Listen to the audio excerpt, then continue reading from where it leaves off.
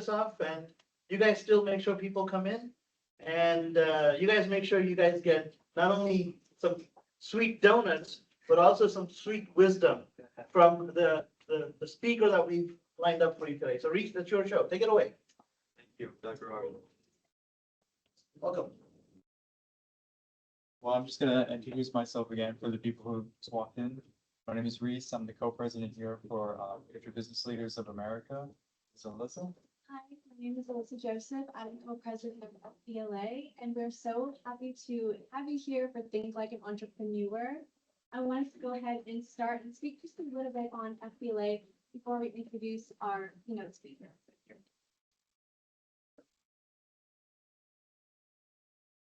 All right, so I just wanted to cover our main goals. We want to foster networking opportunities, learning from successful individuals like David Regenbaum, as well as we're going to be providing scholarship and interview opportunities. Some of the scholarship opportunities we provide is from Dress for Success, which provides you with free business clothing, so that way you can get the job that you want while looking successful within your job interviews.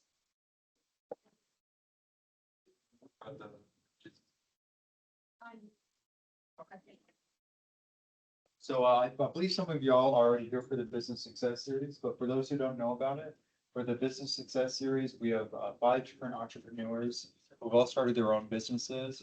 We'll be talking about each critical components of starting your own business. So that's one of the opportunities that we kind of host and help provide. And then also today's the deadline. If you are interested in a career in accounting, you could sign up for the 2026 Spring Deloitte Accounting Academy today. That is up if you're all interested in that. And I just want to introduce our speaker. Oh, yes, ma'am. Explain which one. If you have further questions, you can speak to Dr. Robbie concerning all that. And I just want to introduce our speaker. This is David Regenbaum. And I'm sure he'll talk some more about himself, but he spent over 30 years growing his business, Associate Management Institute, which is a residential management company. And after growing that company for over 30 years, he sold it to First Service Residential, which they are the largest property management company here in the United States. And then also he spent about 10 years here at the HCC Foundation Chair, where he's been helping entrepreneurs into real estate. So thank you, Mr. Dave. Thank you very much. How many of you can spell entrepreneur?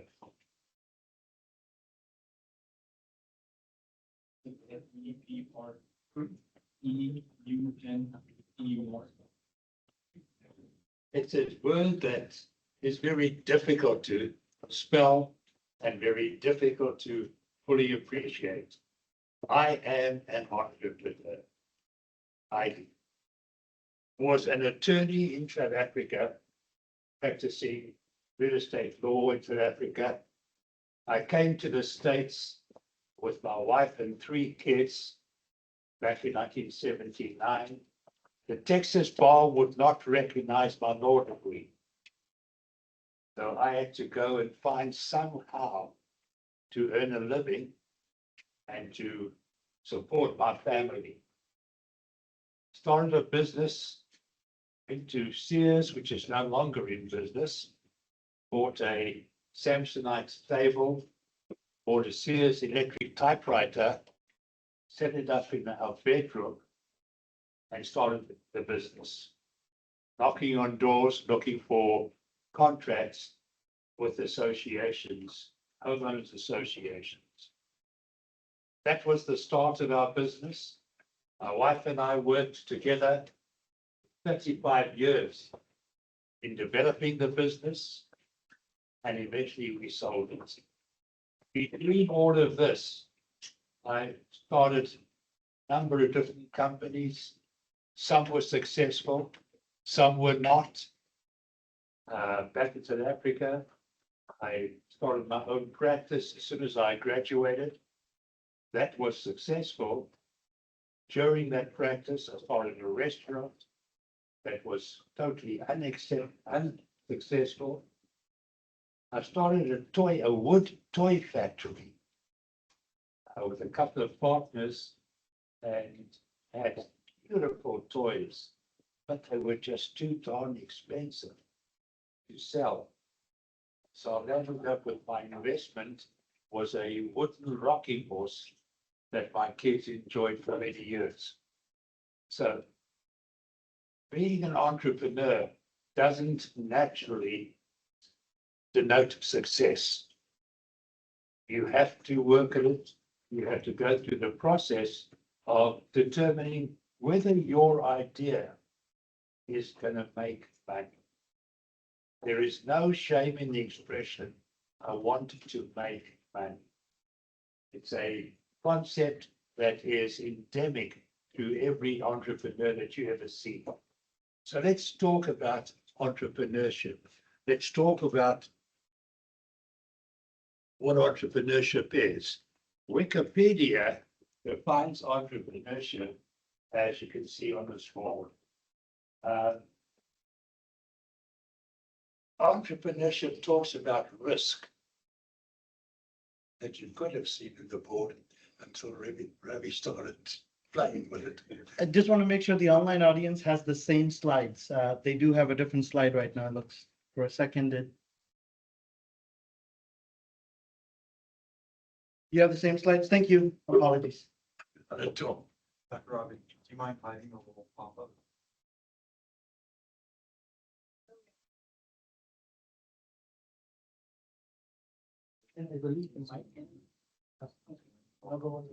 Okay. So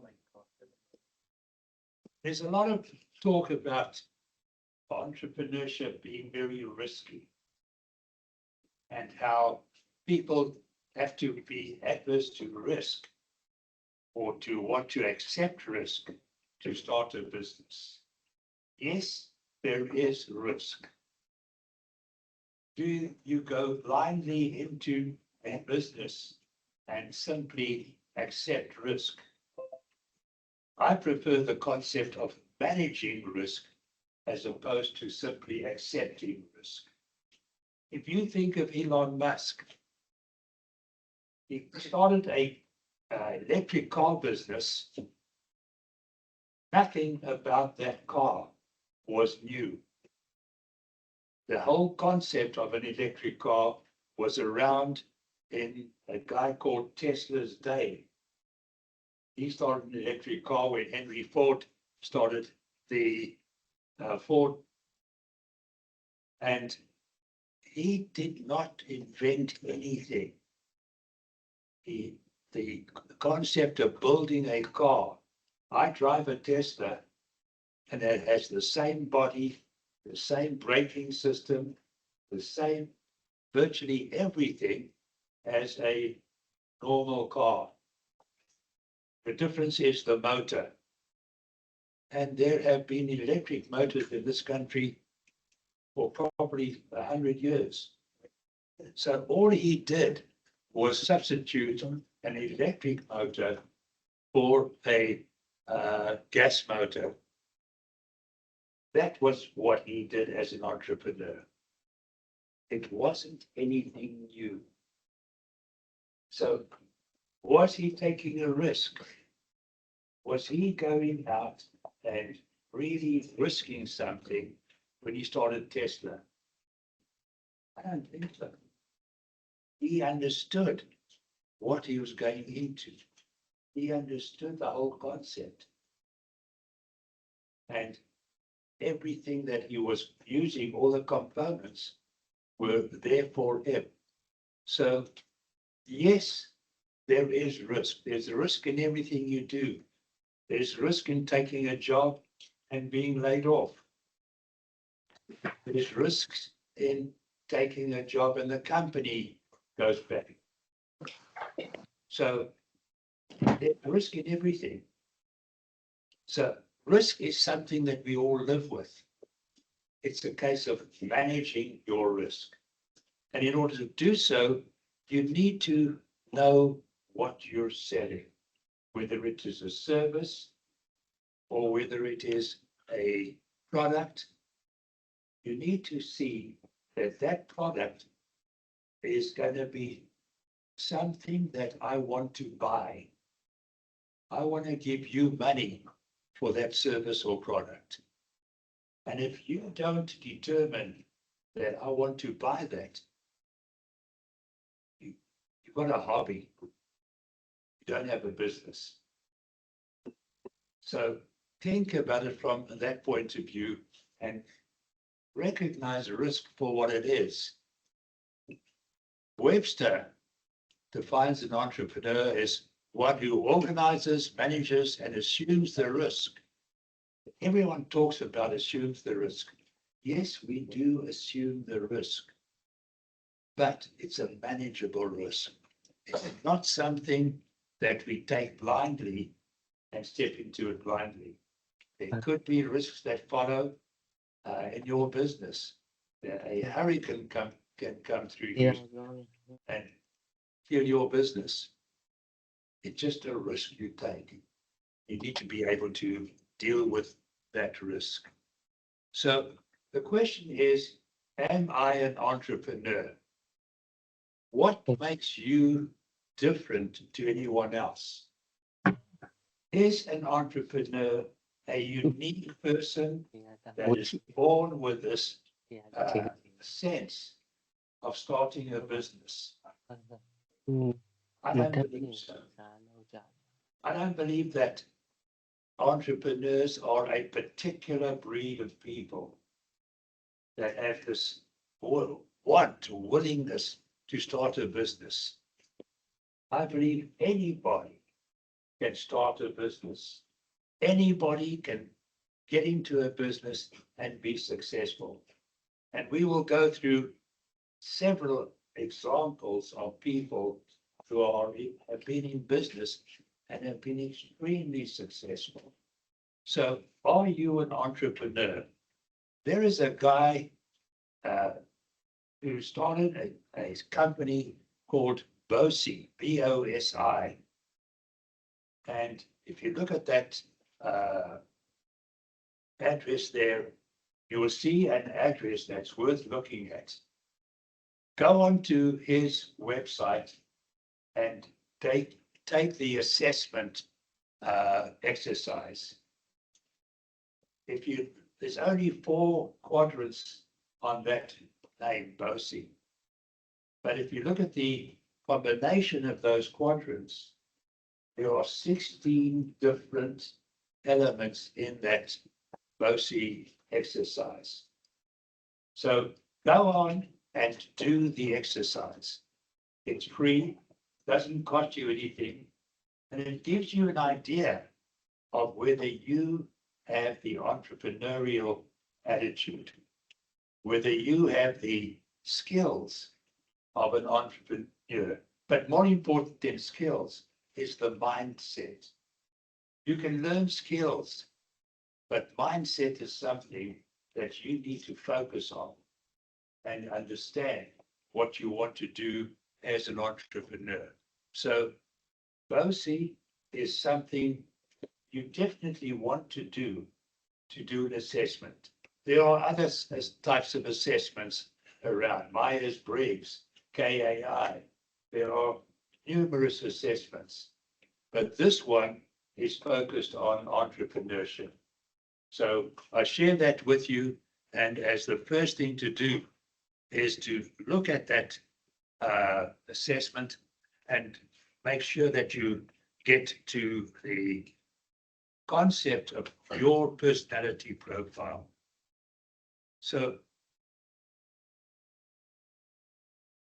of those 4, B is a builder, O is an opportunist, S is think of it in a moment. It's early in the morning. Specialist, and I is an innovator. So you've got different kinds and they are intermixed. So are you a builder? A builder is someone who really drives to build a scalable business. They tend to struggle with personal relationships, but when it comes to focusing on building something They really focus on the building aspects. Who can you think of who's a builder? Who do you know who's a builder? Or know of who's a builder?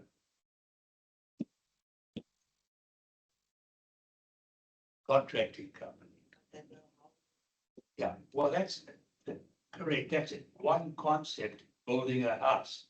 But what I'm looking for is someone individually who wants to build a business bigger and better than anyone else.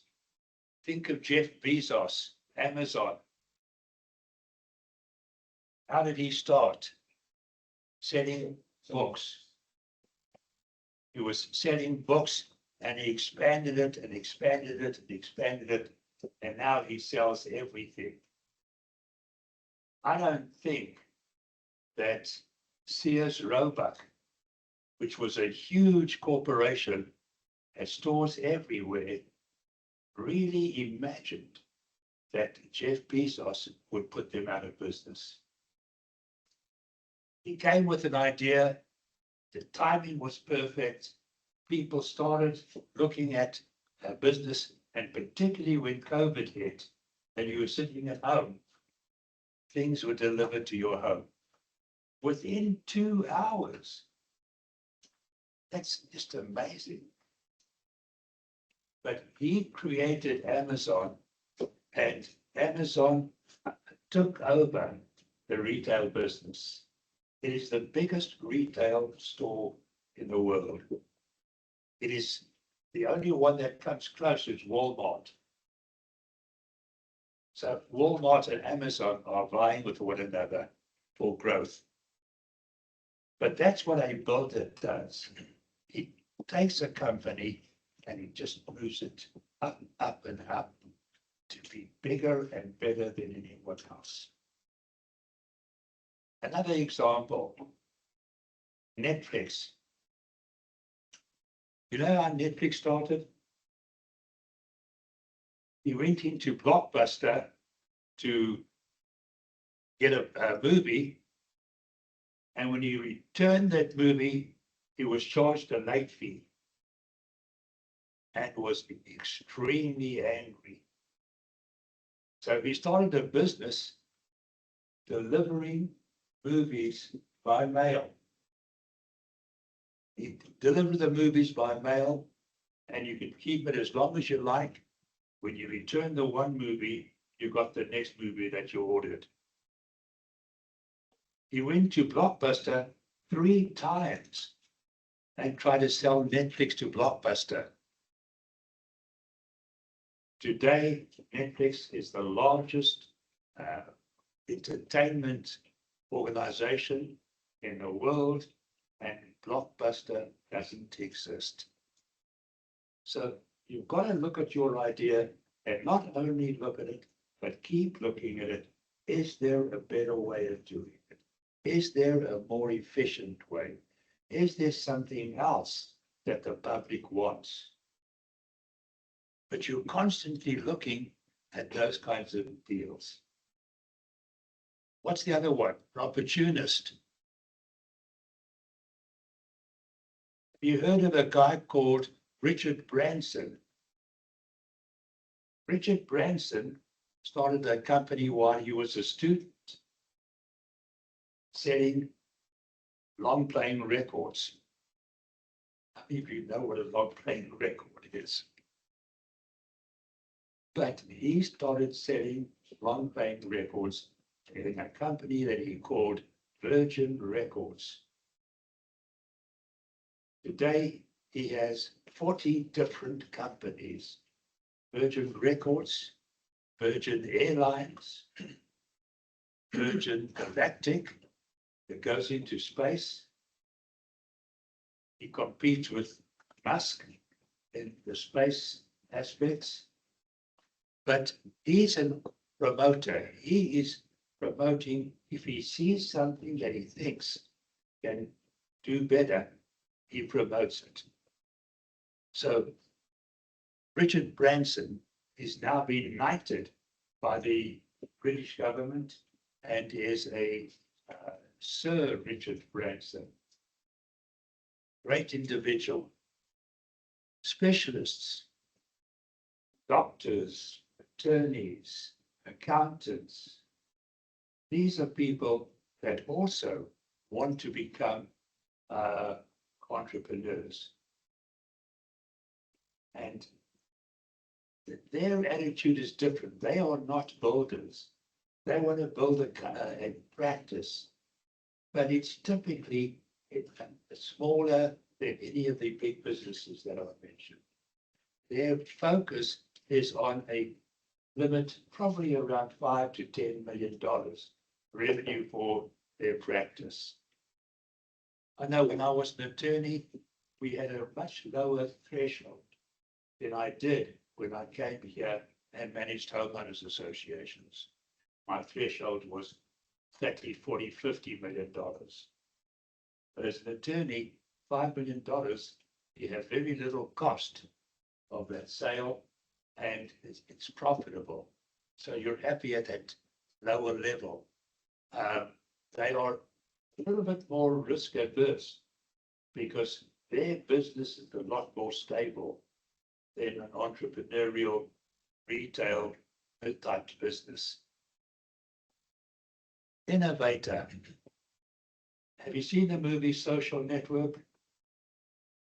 Mark Zuckerberg wanted to date a woman and had all kinds of difficulties. So he started doing a catalog of the women he knew and turned it into Facebook.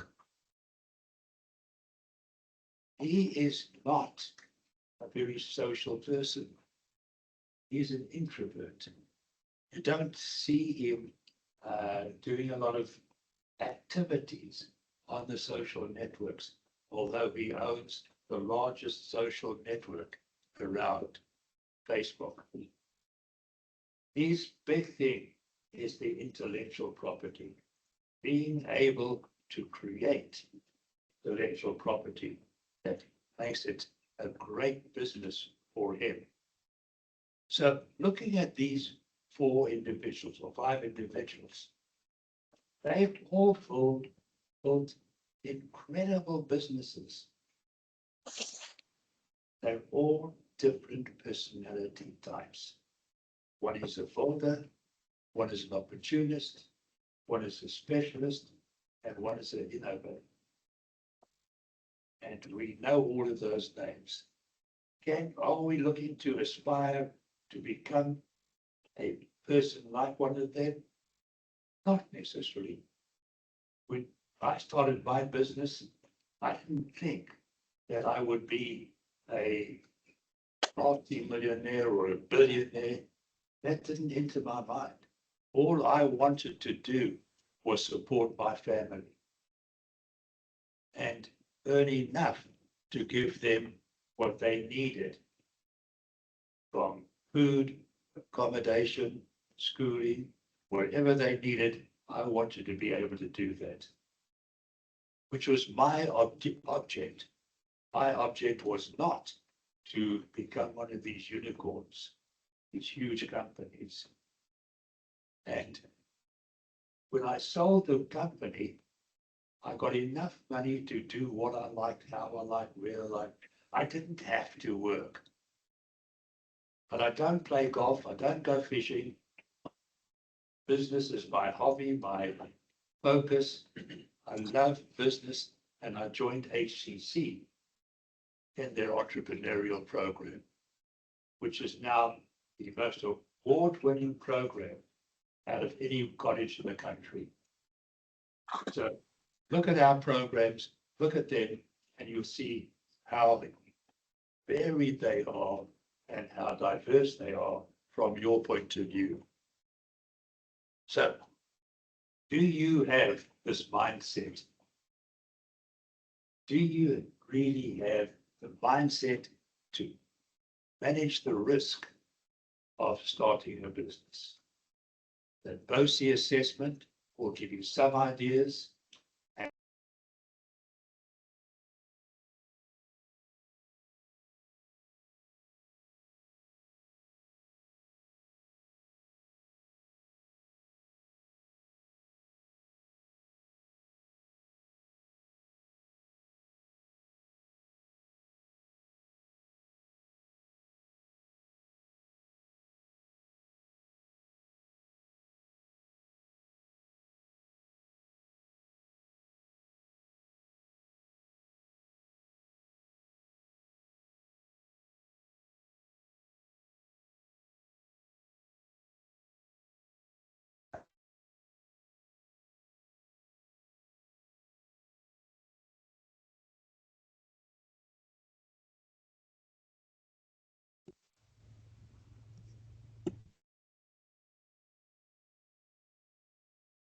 I cannot hear. Oh my God. Why is my speaker been disabled? Cannot hear.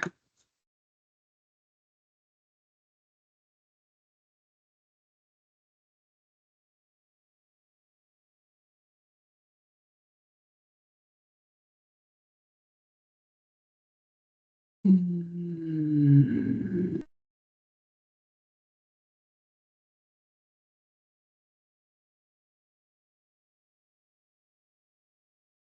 I think there's something wrong with the Zoom that they have there, because I can hear you. Yeah, they said they're fixing it. There's someone on that end pressed some button or something and it muted all of us and then muted the sound too. So they said they're fixing it. Oh, okay.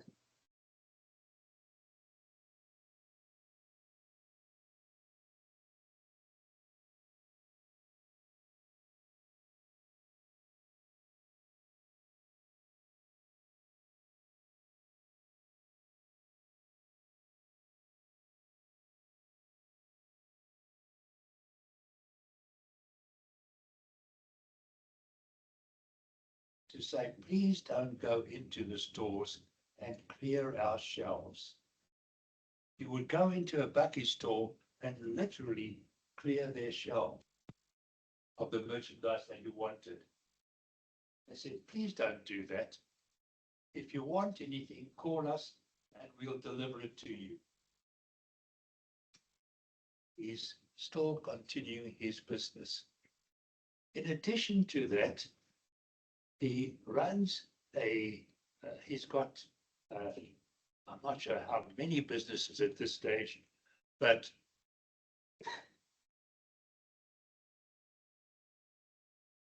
Go ahead. sorry. He's got a wife and 4 kids. They live in Dallas. And one of the things that he's done is built a pickleball court at the bottom of his property and designed it as a complete building with access electronically, and anybody can go onto the website, select a time to play pickleball, get access through a card or a number, and play pickleball. He doesn't have any need to walk into that business. And it's occupied probably 18 hours of the day. He runs a business, and every week he sends out a newsletter to help other entrepreneurs run their businesses. Interesting newsletter. You can get it at the address is there, youtube.com at the corner office. It's worth reading his newsletter and seeing what he is doing. Such an exciting guy. He's got about 200 interviews of other people that have started businesses in his portfolio. One of them is a guy that went to the smaller stores that sell washers and dryers, and he offered to deliver washers and dryers for them. The big stores have their own delivery system. He went to the small stores that can't afford or don't have a delivery system, and he started delivering washers and dryers for them. When he delivered a washer and dryer to you, the question that you ask is, what do I do with the old washer and dryer? And he had the answer. Give it to me. I'll take it off your hands. You don't have to worry about it. So he used to take the old washers and dryers from the customers who were receiving new ones. He would refurbish them and he would rent them, not sell them, rent them for between $30 and $85 a month for the washer and dryer. And he built a business renting washers and dryers all over the neighborhoods particularly where there were college people that came in for a semester or for a few years and wanted to rent a washer and dryer.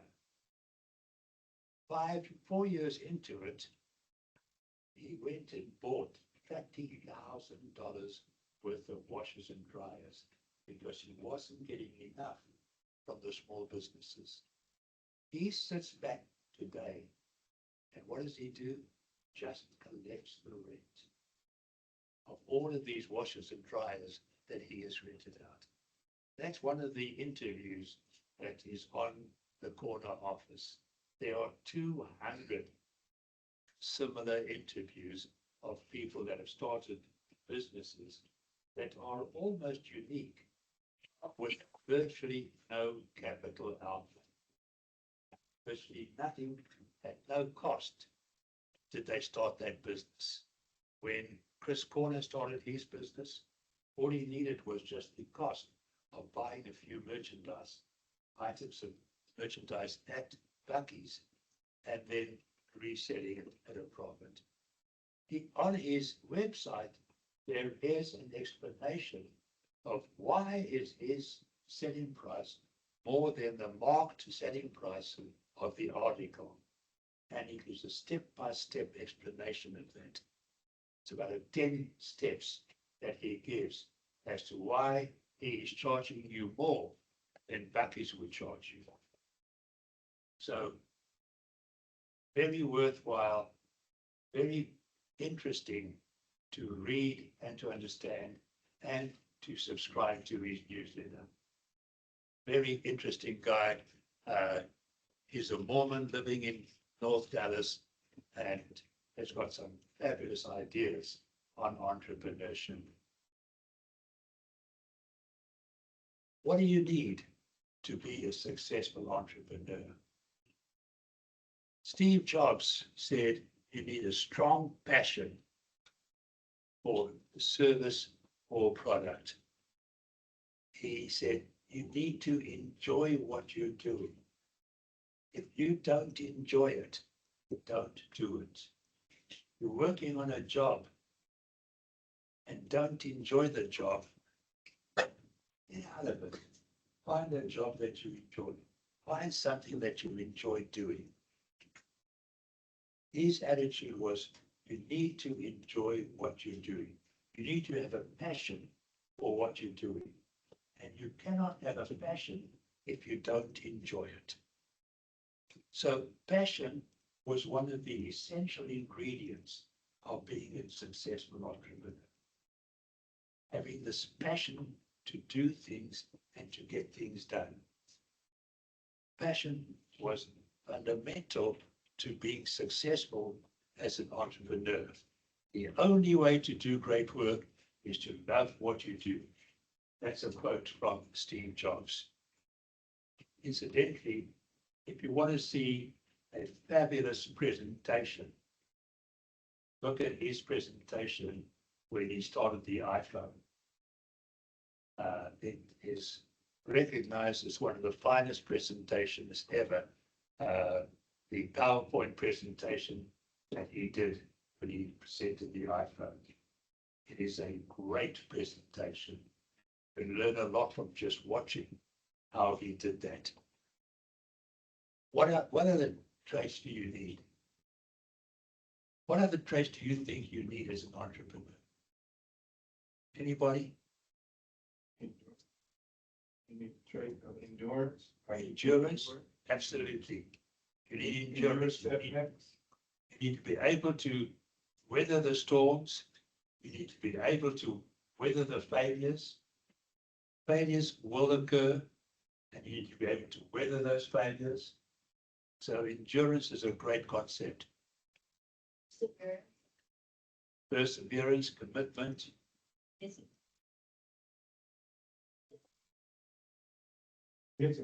Discipline. Oh, yes. You need to have discipline and focus on what you're doing and don't let things sidetrack you. Yeah. Being able to accept to learn more. Accept, Accept to learn more. always learn more.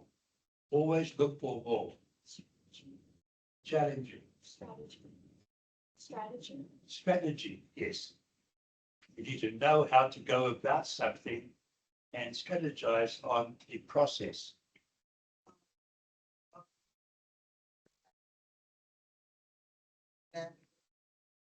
Good staff Good morale. and morale. Yeah.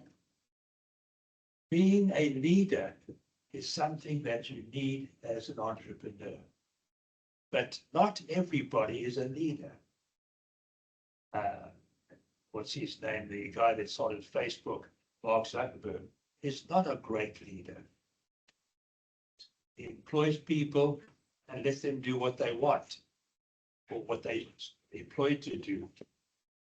Good sense of charisma in speaking to others and understanding what they want. Creating a great team, having the charisma to create a great team, building that team is an essential factor. So these are all aspects that you need. Passion. Who is the most passionate person you know about their business? I'd say Dr. Roderick, he's very passionate about his job. He is. I'm talking about business. I know. Who's this guy in this picture? Jim McInvale, Mattress Mac. He's going to save you money. He's going to deliver today. Came to Houston with $500, a wife, with 2 or 3 kids. All he had was $500 and started the furniture store. And he's now got millions. He is focused on customer service. Customer service, giving the customer what they want. If you walk into a store, typically he's at the store on the North Freeway. Behind the counter, as you walk in, he greets every customer. Not only does he greet them, he calls them after the delivery to ask them if they are satisfied with what they bought. And if they're not, he'll exchange it. I don't know of any other business that focuses on the customer the way he does. He's incredible in that regard. His salesmanship is amazing. We interviewed him and based on the interviews, started a program that we call the Mattress Mac School of Selling. And the program is all about his sales techniques and what he does as a salesman. He is so willing to give. He gives huge amounts of charity, but he gives of himself all the time. What is customer service? It's what you can do for your customer that your competitors won't do, can't do, or are incapable of doing. That's his definition of customer service. Has he got passion? Hell yes. Is he successful? Hell yes. He is passionate about serving his customer. Tenacity. Someone mentioned tenacity in the earlier. Persistence, resilience, stick to it. Failure is not an option. What would have happened to me and my family had I failed in my business? What would I do with a wife and 3 kids if my business wasn't successful?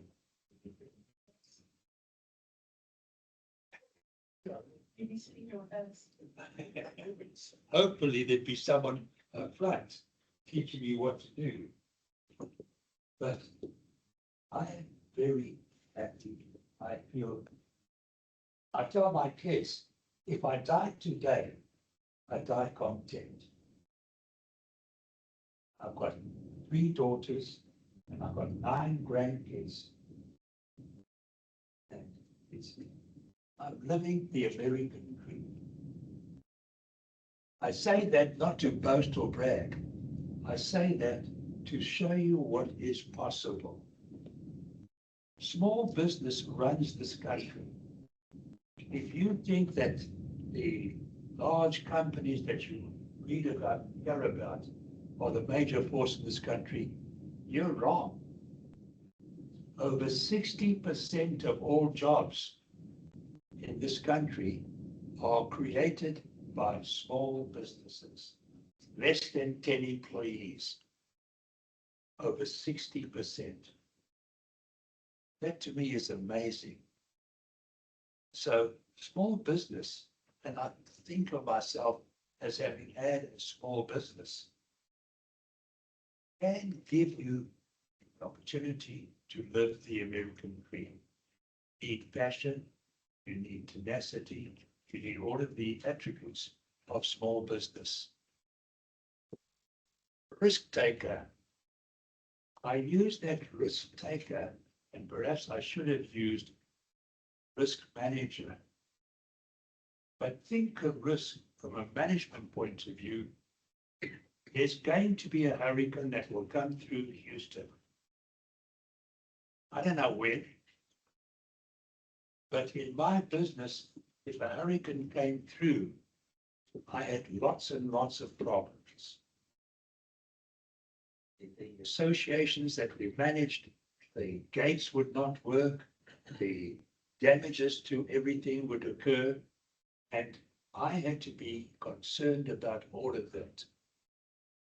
What did I do? We had teams of employees waiting for that inevitable hurricane, who would be on call 24/7 to handle all of our customers' damages. We usually got phone calls from people that were not customers of ours to check if we were open or not, because their management company was not attainable, not available. So looking at risk, look at everything that you can think of that is going to be risky and try and predict what the effects will be and how you can minimize those effects. Some of you are involved with the Small Business Success Series. The last module of that is managing risk, where we spent the whole day talking about how to manage risk, what to do to manage risk. So it's a very important factor in the whole concept of entrepreneurship. Visionary. I love these stories. Steve Jobs and his partner, Steve Wozniak, developed the PC. It's difficult to believe that we didn't have PCs not that long ago. He and his partner developed a PC, and they went to Atari and said, we would like you to employ us. We've developed this product. Employ us. A lot of your parts of your Atari set are in this, and we will work for you on this product and market it for you. And they said no. We went to HP, Hewlett-Packard, 3 times. And they say, why would we want to employ you? You haven't got a college degree. What do you know? So they did it on their own. And Apple is the result.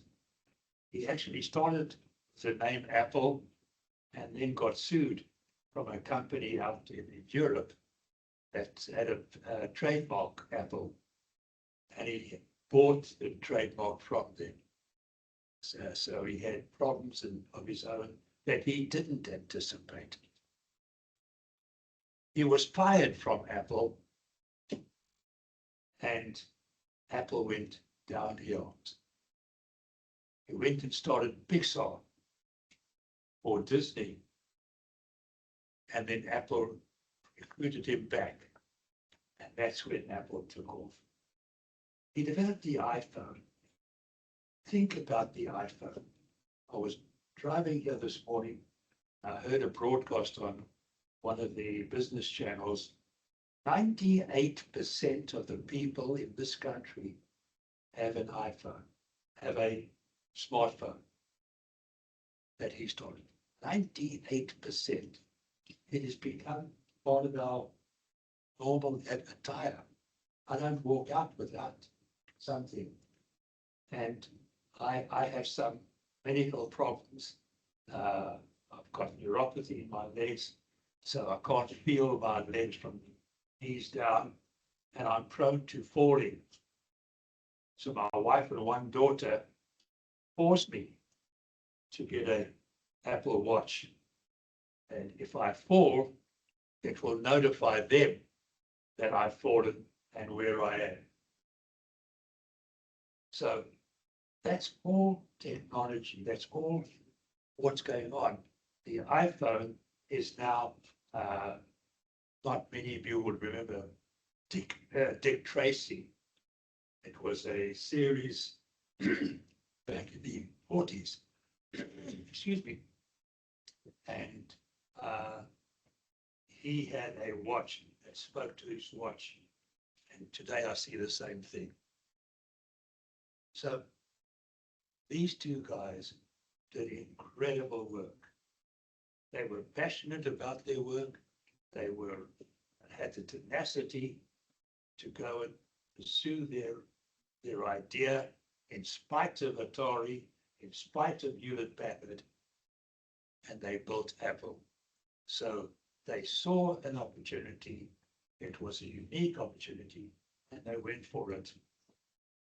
One of the stories about Steve Jobs, he was asked when he was developing the iPhone, let's do some focus groups. Let's get some people together and see what ideas they have. And he said, why would I do that? They don't know what they don't know.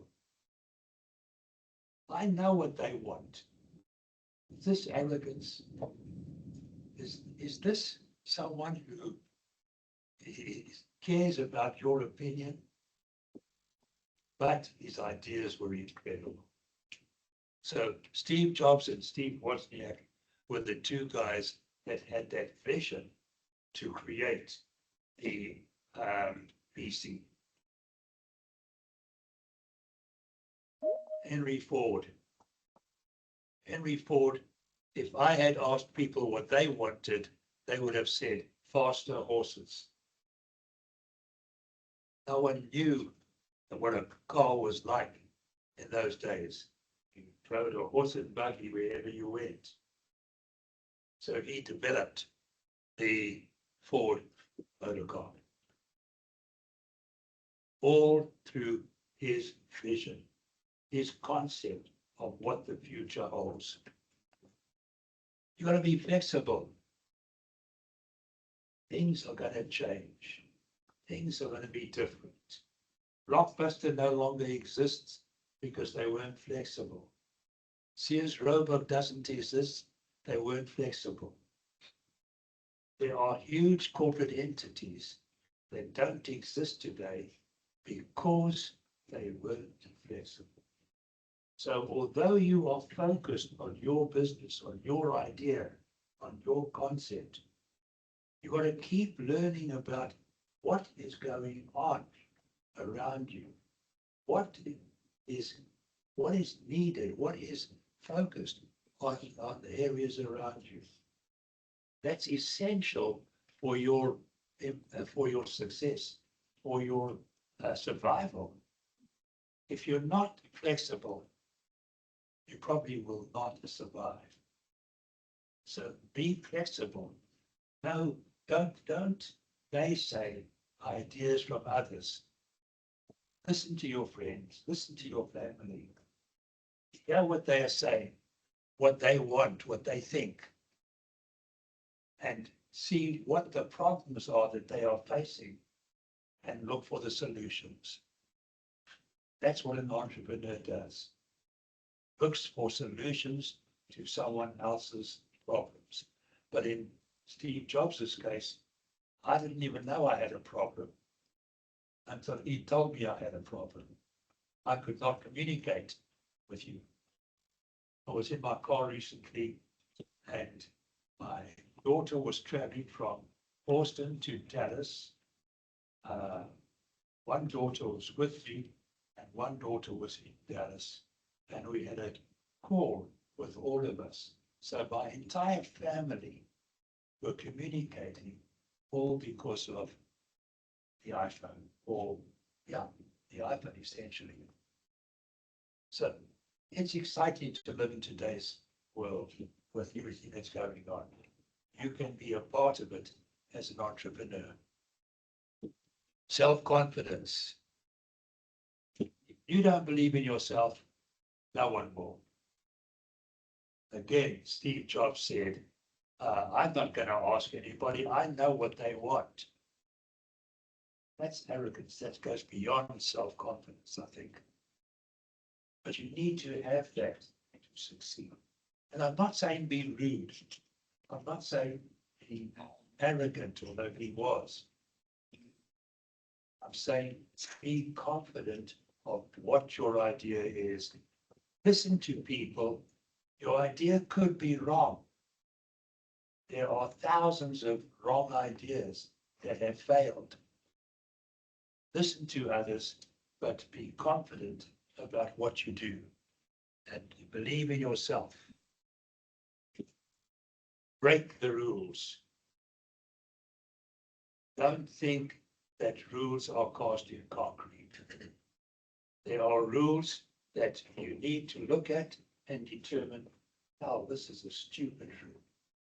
This doesn't make sense. I can do better than that. Conventional wisdom isn't always wise. So think about it from a rule-breaking point of view. And of course, be optimistic. Be the alternative or the eternal optimist. I have friends who are so negative about what's going on in the country at the moment. And I say, do me one favor, come sit in on a class of entrepreneurs. Come sit in on these classes that I go to and see the enthusiasm and see the dedication, the commitment of these participants in these classes. You will change your opinion immediately. We have a program at ACC for Goldman Sachs. Goldman Sachs 10,000 small businesses. And we sent it 3 times a year. To see those participants, to see their excitement in what they're doing is just so heartwarming. It's so great. But that gives me the optimism to see the successes. So don't listen to pessimists. Listen to optimists. There are good in the future and there are good things happening that we need to focus on. Other traits include resourceful, problem solvers, focusing on solutions, not problems. You need to understand the problem. You need to understand what is needed, and you need to find solutions for that. But you are a solution finder. You're not a problem seeker. And this applies whether you go into business or you take a job. If you're working on a job, don't go negative all the time. Don't be negative with your co-workers and your boss. If there's a problem, fix it. If there is a problem that you cannot fix, try and get together a few people to, and try and find a solution. But go to your boss with solutions, not problems. This is what an entrepreneurial mindset does for you. So think about it from a positive point of view. What can I do to fix this problem? How can I be a problem solver, not a nag? If you're working with someone, and I'm sure in your classrooms, you see people that always think negatively, but there are others that are excited about what they're doing. Mix with them. Problem solvers will bring you down. So look for the problems and solve the problems. That is what differentiates you as an entrepreneur. Focus. Focus on what you're doing. Focus on the future. Edison, who developed the light bulb, was asked by a reporter, how did you feel about the 1,000 failures that you had in the development of the light bulb? And his answer was, they weren't failures. They were 1,000 steps in the development of the light bulb. He also developed cinemas, all of the electronics that we had. He was probably the Steve Jobs of the early 19th century. So General Electric was founded on all his ideas. So think about the focus on positive. Think about focusing on your idea. Don't let naysayers sway you. Find people, surround yourself with people who have positive attitudes. Action oriented. Avoid procrastination. Don't lie in bed playing games on your iPhone all day long. Get up and go. Get up and find things. Get up and learn. Read. Find the things that intrigue you. I just read a book about Taylor Swift. That's not my generation. I don't listen to her music, but I'm intrigued by her business ability. She's a billionaire. And this book was written by a Harvard Business School professor, going through her business skills and how she created her career. She got a job with RCA, and RCA was going to promote her records or CDs or music. And they appointed 2 writers to work with her. And she said, hell no, I don't want them. They are not my generation. They don't know what my generation wants.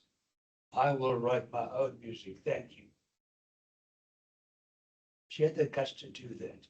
As soon as that contract was up, she left RCA and joined someone else who had a positive influence. Let her do what she wanted to do and developed her success. Great story about Taylor Swift. But it's something that intrigued me. It's something that I was wondering, how did she, this young girl, she was what, I think this book spans 18 to 24, achieve what she achieved, being a billionaire at her age. It is amazing.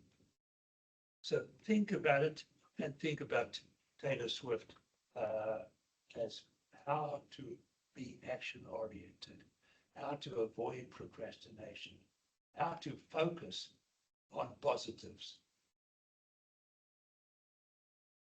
attitude. Most entrepreneurs are born with an attitude that gives permission to strike out on their own and to succeed or fail. One accepts failure as part of the road, but your attitude is for success. Your attitude is to create something. Your attitude is to solve problems. Find problems and solve them. Why don't we take a 5-minute break? And let's break for 5 minutes. We'll get back together in 5 minutes. Some people want me to. It's the restroom. It'll take 5 minutes to do so, and there's also some donuts in the back to be able to drive. You can go down this way and visit to the.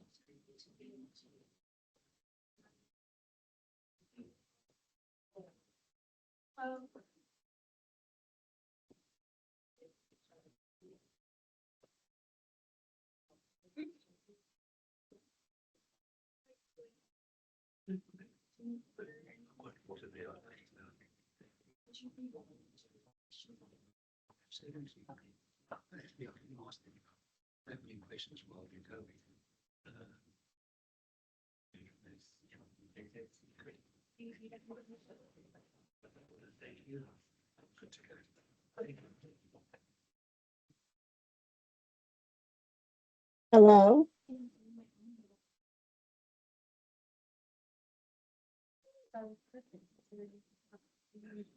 Fantastic. Where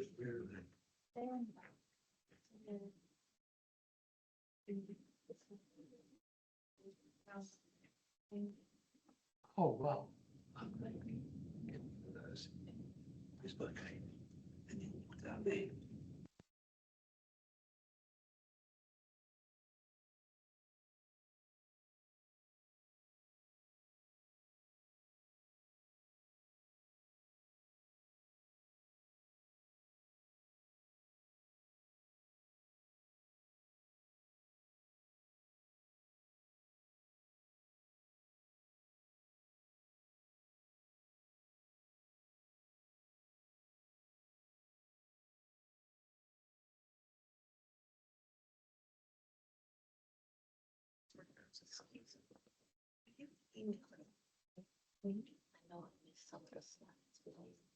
Yes, we can email the recording and then also. Sure, you can probably just put it on.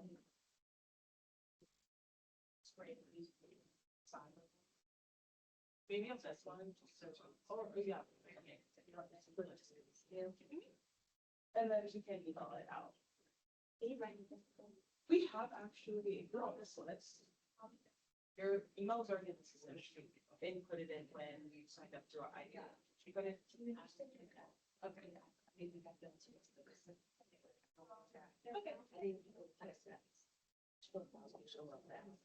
Yeah, so what's your name? Sorry,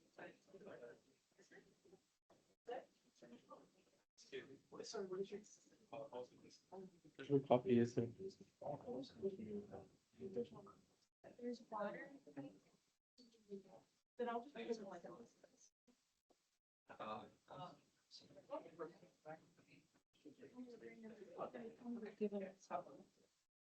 I'm trying to.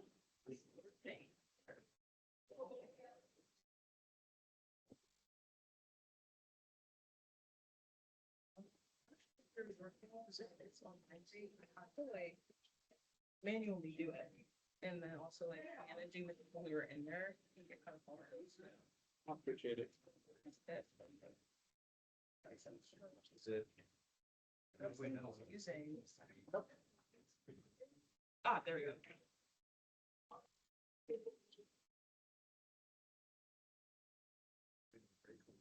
Yeah, we're shaking. You make it big. Oh, it's yours. There you go.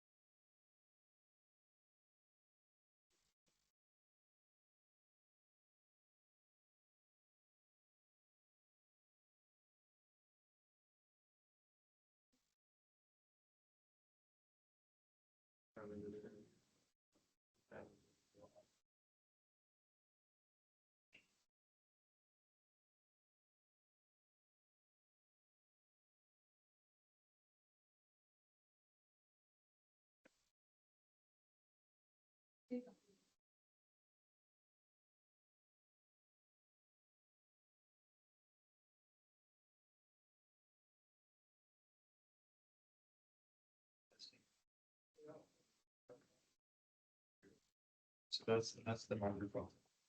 So maybe we can increase the gain.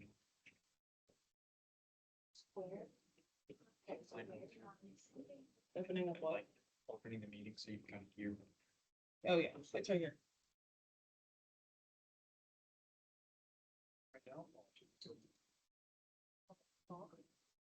I'm just standing right by you. Oh. Testing, testing, testing, testing. I can't hear you. Am I muted? Are you muted? I don't think you're muted. They said they can't hear at all. Testing. Oh, maybe. Oh, no, yeah, you're sharing. Okay, there we go. Can you hear? Is this Tim? I think maybe they can't hear as well because he's not standing like right here presenting. 'Cause Yeah. I know 10:05, that's when we kind of cut for meeting and we all went away from the cameras. Testing, testing, testing, testing. So it's. Yeah, so my thing is also. Testing, testing, testing, testing.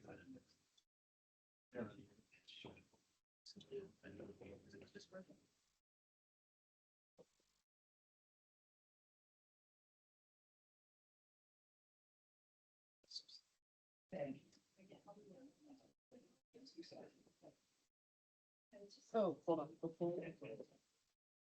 Oh, yeah, it was muted. Oh, was it? No, no, that was the audio. Okay, the microphone's open.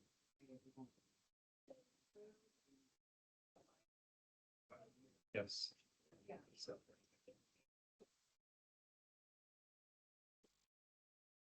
Testing, testing, testing, testing.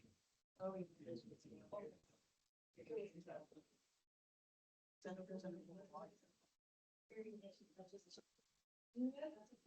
Testing, testing, testing, testing.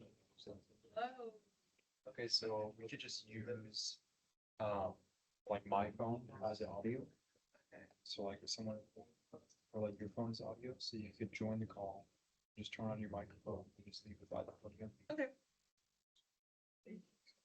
Or I forgot. You're sharing. Right? Yes, okay. That's Yep, so we're gonna use, one of the phones as a microphone.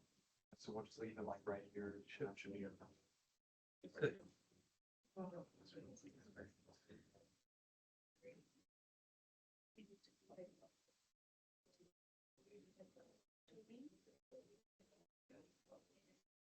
Are you unmuted?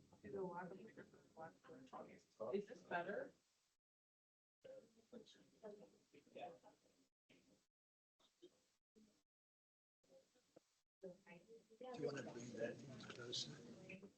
I don't know the thing. Is this better audio?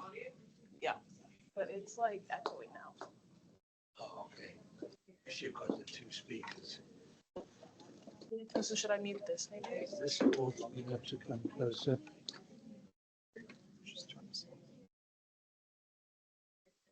Okay. Can we move this closer to where I'm standing. There we go.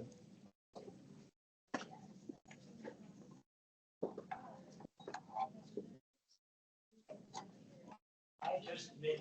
Awesome. Okay. One of your own. I was standing over here at the break and Melissa said, I'm an entrepreneur. I've got cookies at the back for sale. And I bought her cookies. And there's no cash in the transaction. It has to be by Zelle. So I bought cookies from an entrepreneur in the mist. That's fantastic. She knew that I'm going to need something to refresh myself in the class. But one word of advice, put your card, something in this package, because if I want to order from you tomorrow, I don't know where that's going to be. Or maybe the Zelle thing is there, but never do anything without your brand. Think of yourself as a brand. Publish your brand at all times. Promote your brand. If you don't promote it, no one will. So promote your brand. Okay. I know, I'm a big fan of inspiration. I do sell anybody and QR code. $1, if you're most interested in making cards and donations, birthday party, and I would do my donation table here. Usually see it.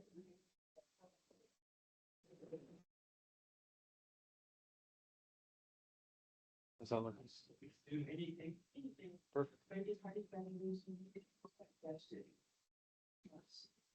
And I have information. Great. Anybody else? Who else? Yeah. I don't really sell anything as of the moment. I don't think once that way I'm more interested in anybody. I guess I'm going to be working. I'm currently working on a project called Secure Seal, which is my company's product. It's on oil and gas industries. So right now, I'm currently looking for investors or people who can help us license the product to other companies. So if anybody has any ideas, any help, if you offered it, I'd very much appreciate it. Great. Anybody else?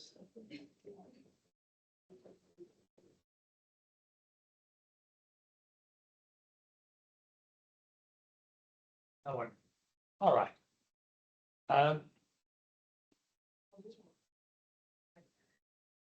If you have any questions, don't hesitate to stop me and ask the question as we go along. Rather than wait till the end, ask the question while I'm addressing that topic. It makes it more relevant, rather than have to remember what I said or may have said. So stop me. Let's have a question and answer session throughout the entire program. So my name's Heidi Montanaro. So I also distribute all Mary Kay products.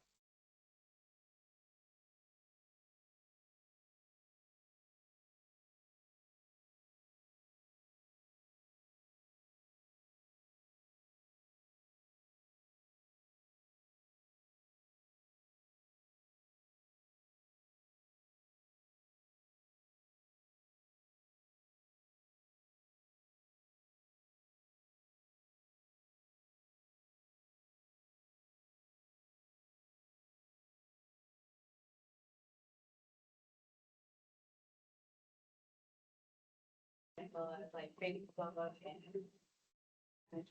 those different platforms. If I want to buy your product, how do I get to you? Well, usually I always have like my products like on hand. So, yeah, I'll probably, whether it's for men, I have like cologne or I have, skincare. So you can always like go to my website. Or you can also just buy directly with me. What's your website? My website is marykay.com/Heidi Montanaro. So yeah, you can check out all the products, you know. How do I spell your last name? My last name is Macare. It's my name. So, yeah, that's. I can move it with your business to elevate and reach other people. So this isn't so okay, but it was a lot of words, and I know when I go home, I wouldn't be able to remember it. But here, I mean, anybody's clipper on your shirt, give it to somebody, they can go home and remember and scan it. Even if you have it in your pants and it's in the dryer, you know you're gonna hear a little ting, ting, ting, ting, ting. You're gonna find it, and then bang, you're gonna find her room next. So, yeah, I just wanted to cut in, this is all amazing, and I think it's gonna really be useful at our networking event, March 16th. It's still through FBLA, you can look and sign in on Eagle Engage. Sam and Godly are in the back, you can get more information from them, but please, you can meet everybody, you can share your business ideas, so put that in your calendar and register. President, I would like to address the QR codes up front are the ones that they can scan for future events. Yes. Okay. So I'd like to address as a membership, this is my assistant, Godly, giving ethics. And over there, within the QR codes, if you would like to join the event as sent by the president, you can scan the QR code and you can market yourself and present yourself to a broad and modicum of people, so you can establish your businesses. But it is very nice to see everyone very adamant and excited to present themselves here. But as for now, we will carry on with the presentation, but we are very pleased to see the amount of enthusiasm as spoken within today's presentation. Thank you. What do you want to add? No. I like mine in doing it over here and doing it at your event. I don't want to interfere with the event, but I think the more often you can stand up and make a presentation, the more comfortable you are with that. Steve Jobs spent hours and hours and hours before doing a presentation. As good as he was, if you read his books, he will tell you that he spent so many hours rehearsing before he did a presentation.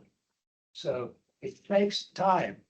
It takes comfort level that when you're talking, when you make your presentation, you know what to hit the high points. Doing a pitch presentation is an art, and you need to learn that from the point of view of making presentations. You will notice I don't stand behind this podium. I don't want a barrier between me and the audience. I want to walk around, I want to be part of the audience and not have this barrier in front of me separating me. It's just who I am. And doing a pitch presentation, there are a number of different programs that Ravi has produced and about pitch presentations. They have the competitions. So the more you do it, the better it is. The only thing that I agree with the lady at the back is you have to give me something to walk away with. I will forget who you are in 10 minutes. I need to have something. How do I contact you? If I want more Mary Kay products, you drive a pink car. But not a pink one. Not yet. Because Mary Kay is known, all of her representatives drive pink cars. They used to in the old days. I'm not sure if it's still a requirement. But you need to give me something to walk away with. You need to give me something that if I want to buy a badge, if I want to buy more cookies, if I want to buy Mary Kay, if I want to help in finding an investor, how do I contact you? There has to be an ask. There has to be information for me to be able to contact you. Yes. Are you able to provide an example of that? Are you able to provide an example of that? No, this course is not meant to be a pitch presentation. It just so happens that it turned into one, and I don't mind digressing because it's important. It's important that you make your contact and give your contact information to contact you. If you don't, you're lost. You're lost to me. So having a pitch, having something as a giveaway that gives me the contact point is essential. Okay, any other questions, any other comments?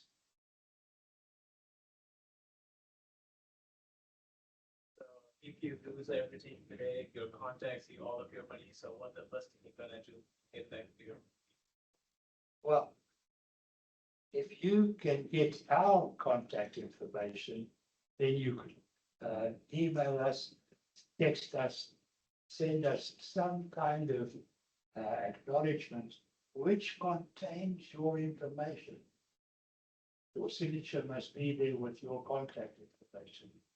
And great meeting you, look forward to seeing you at the next event, whatever that is. But establish that contact. The pitch is an invitation to do business. And you need to follow up with that invitation somehow. So an ideal would be for us to change contact information between our phones. The ideal would be to have some sample of your product, presenting cookies to the class with a little sticker on them with contact information. The cost of the 30 cookies would be insignificant compared to the potential for the business. So that's marketing. That's all part of the marketing aspect. I have a quick question. Am I going to be ready? at the networking event? No. I say no, I don't know. I'm a volunteer at HCC. I do all of this as a volunteer. I don't get any pay for it. And if I'm available, I have no problem attending and sharing my ideas. I'm not saying all my ideas are great, but it may resonate with some of you. Different ideas may resonate with some of you differently. So, yeah, invite me, and if I'm available, I may attend. Okay. Any other questions? So you mentioned that you had a restaurant, you started a restaurant. Would you mind sharing a little bit about that? We had a restaurant it's actually in South Africa, while I was an attorney, and I started a restaurant with a group of other people. A couple of the people ran the restaurant, and I was essentially an investor in the restaurant. And in those days, those are the days before credit cards and Zelle and all of the present ways of transferring money. You paid everything in cash. And what happened to the cash after it left the customer's pocket and went into the cash register, it's well known. A lot of it disappeared into someone's pockets. I'm not sure whose pocket. And we said to the operators of the restaurant, we don't mind if you take the cash. Give us a 10% return, and you can have whatever there is above 10%. All we're looking for is a 10% return. Well, they got greedy and we had no return and started having losses. And that's when we closed it down. So we did not have cash control. We thought we had a good idea of giving them a target and brilliant work. So that was my restaurant experience. It just happens. Yes, ma'am.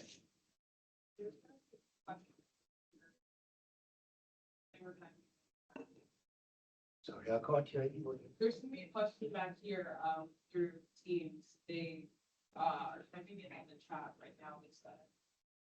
If not, we can always get to it at the end.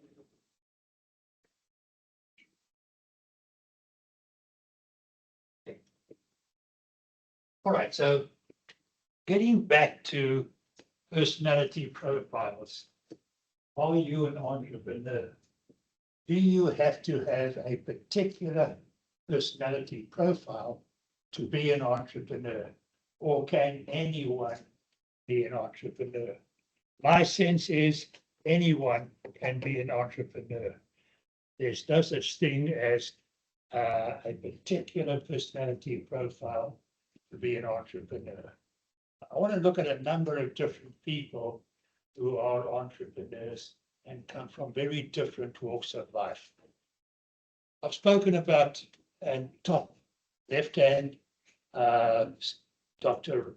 Sir Richard Branson, spoken about him and how he started as a student setting records, and today he's gone to space. He has a space company, he has an airline company, Virgin Airlines, Virgin Galactic. Everyone is done with the name Virgin. He used to have record tours in Europe. I'm not sure if he still does or not, but really an entrepreneur, an opportunist. He sees an opportunity and seizes it and makes it successful. The next one is Bill Gates. Bill Gates was the builder who built Microsoft.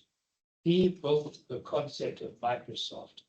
He teamed up with Steve Jobs and put Microsoft on the PCs, on the Apple PCs, until Steve Jobs went his own way.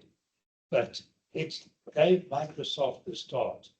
Today, Microsoft is a huge corporation, incredibly successful, but he achieved what he wanted to achieve and then resigned. He got to where he wanted to be and resigned. So he had $110 billion when he resigned. That was what he was worth. And he pledged to give 90% of that to charitable works. And he spends all day, every day, giving away money to organizations, to ventures that he believes in. So he is very much a builder. He is very much an individual who, in the background, you don't hear much about him, not in the limelight. Reporters go and find him, and he's always there giving away money. Mark Zuckerberg is the third one, the young guy with a smiling face, curly hair, and he's the guy that was the topic of the movie Social Network, a totally different kind of personality to either Richard Branson or to Bill Gates. Does anyone know who the fourth one is?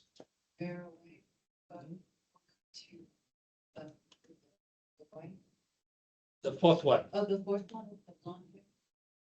With the long black hairs. Oh, that's Vera Wang. Vera Wang. Yeah, that's Who knows who Vera Wang is? Who is she? Fashion designer. Designer. She was the youngest person ever to be an editor at Vogue magazine. She was an editor there. She did the edits, and then she went into the design world and started designing stuff. And then she designed her own wedding dress. And it was so great that she went into the business of designing wedding dresses. And now she designs all kinds of products, but she's a very, very successful entrepreneur. Started off from working on a job, designing something, seeing that it was great, it looked great, and started selling it. Alyssa probably likes chocolate chip cookies, although from her thin little figure, I can't see her eating very many of them, but she started selling them. So conceptually, it's the same thing. So Vera Wang is a great example of someone who grew up from being an employee to being her own boss. Who knows the next one? It's Mary Kay. Mary Kay. Mary Kay. Mary Kay. You've heard all about Mary Kay. She started a cosmetic business, but in a strange way. Her business was not having stores. Her business was having salespeople going out to have Mary Kay parties. And she came to you and said, one of her salespeople would come to you and say, why don't you group together a few of your friends and I will come and present Mary Kay products, and typically gave little gifts to all the people present. But it was all done through home sales and a network of literally thousands of women all over the world who sold her products. Very successful, a very unusual way of doing business. Who's the next one? Steve Jobs. I think I've said enough about him. A very unpleasant man. He slept in his office, slept under the desk, didn't bath for weeks on end. Just a strange guy, but obviously a genius in what he did. Steve Jobs. Who's next? I don't know her name is, but I know she's the author of the Harry Potter books. Casey Rowling, the author of Harry Potter books, started writing these books, got into the movies, and has been incredibly successful as an author. Who's next? Henry Ford started the Ford Motor Company, and again, very different and successful. Next. Jeff Bezos. Jeff Bezos. Amazon built an incredibly large company. The stock, the last couple of days, has gone down significantly in the last couple of days. Does anyone know why? Because he announced he's going to spend, I think it's $200 billion on development of AI. And investors are not yet comfortable that that kind of investment, that AI justifies that kind of investment, and that they will get the return for their investment. So the stock has gone down considerably because of that. Who's the next one? Oprah. Oprah dropped out of college. Going back, of these over here, Richard Branson, Bill Gates, Mark Zuckerberg, Steve Jobs, Henry Ford, Oprah, all are college dropouts or never went to college. So the majority of these have never gone to college or dropped out of college. Interesting concept. Oprah dropped out of college. Her father wanted her to graduate. She dropped out because she enjoyed being a presenter in programs. She presented a couple of programs. First one, she brought in a bunch of Hells Angels, and she thought that she could convert them into better members of the community. And they got more publicity out of it than she did. And she thought, no, this is not right. So one of the next people she brought in was a couple, husband and wife, to talk about their marital problems. And on the program, the husband admitted to having a child with another woman and got tremendous publicity, negative publicity, but so did she. And she decided never to produce anything that had a negative connotation. From then on, all her interviews, all her programs were positive.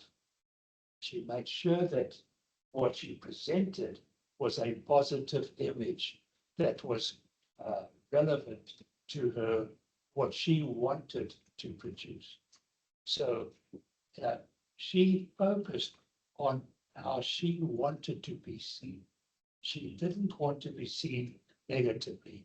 She wanted that positive image, which she achieved. Incidentally, after achieving this, she went back to college and did graduating. So she's one of the exceptions of this. And the next guy is Elon Musk, another strange guy. I think he's got 11 kids, 13 kids, all named A, B, C, D, E. Just a strange guy. I'm not sure how many wives he's had, but another strange individual. But again, a brilliant businessman who has done incredible work in his businesses. Any thoughts about these from a personality profile? Caroline's story, mostly because, she was very dissatisfied with the situation that she was in. She was like, I'm just doing it myself. And then she did, and, even though it was not something that she thought it would turn out to be big, it eventually became like her own brand. And she enjoyed it, and she was already past the later stages in her life. I think, for God's sake, she was getting married. Prior to that, she wasn't exactly very, young, or, she didn't have that much ambitions at the time, but then it just exploded out of nowhere, and that was so much fun, wasn't it? It was very fun to have something like that happen without even, conjuring the idea of it appearing. So that's very nice. Yeah, I think her story is a great story of someone who worked hard, was a great employee, and how she went from being a great employee to a great entrepreneur. That transition is not that difficult. The whole concept of being a great employee, which she was, and how she can really develop that image and go on to become a great entrepreneur, is a great story. That's why she's up there. Any other thoughts?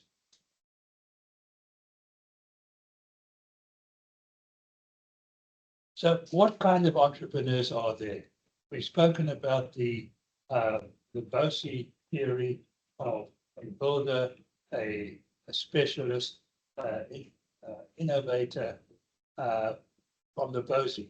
But these are different kinds of entrepreneurs, growth entrepreneurs who grow a company and get out of it.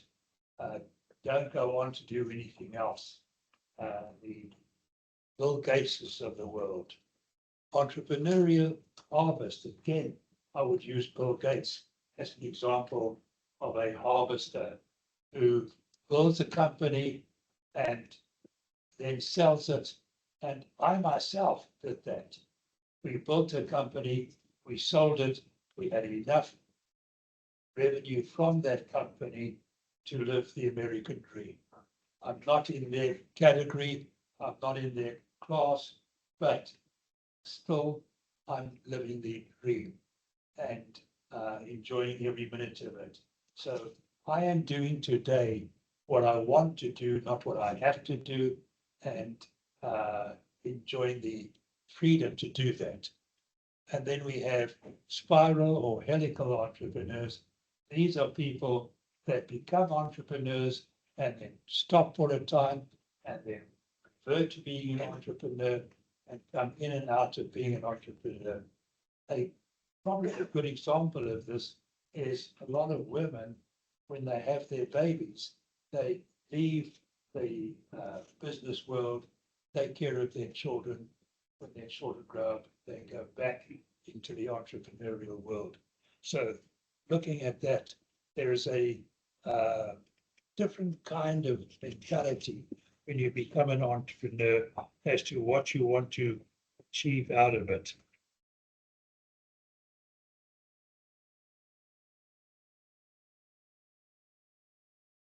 I read a book and I'll read an extract from it about these very kinds. According to Katz, who was the author, the reason why entrepreneurs don't develop exit strategies is that no amount of golf, travel, or family can replace the adrenaline rush of running your own business.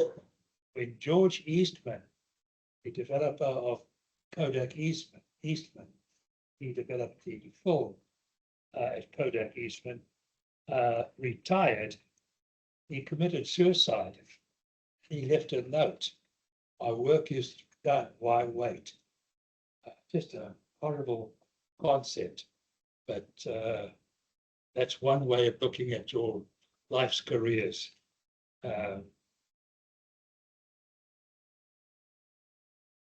Okay, so what is the difference between an entrepreneur, an intrapreneur, a manager, and an employee? I classify people into those four categories: entrepreneur, intrapreneur, manager, and employee. Those are the categories to which I try and classify employees or people. What do they mean? An employee is someone who works on a job 8 to 5, 9 to 5, whatever it is, does their work, goes home and watches TV and has no other interests. He just does what he's told to do while he's employed by the company. A manager is someone who manages employees. He gets the instruction of what needs to be done. He passes it on to the employee and the employee implements it. So that's the position. If you're a good employee, you may get promoted to a manager and become a manager of other employees. But essentially, those are two separate types of people. Someone who's quite content just to come to work, do their job, and go home, and that's it. As long as they got the money to feed themselves, got their accommodation, they are content.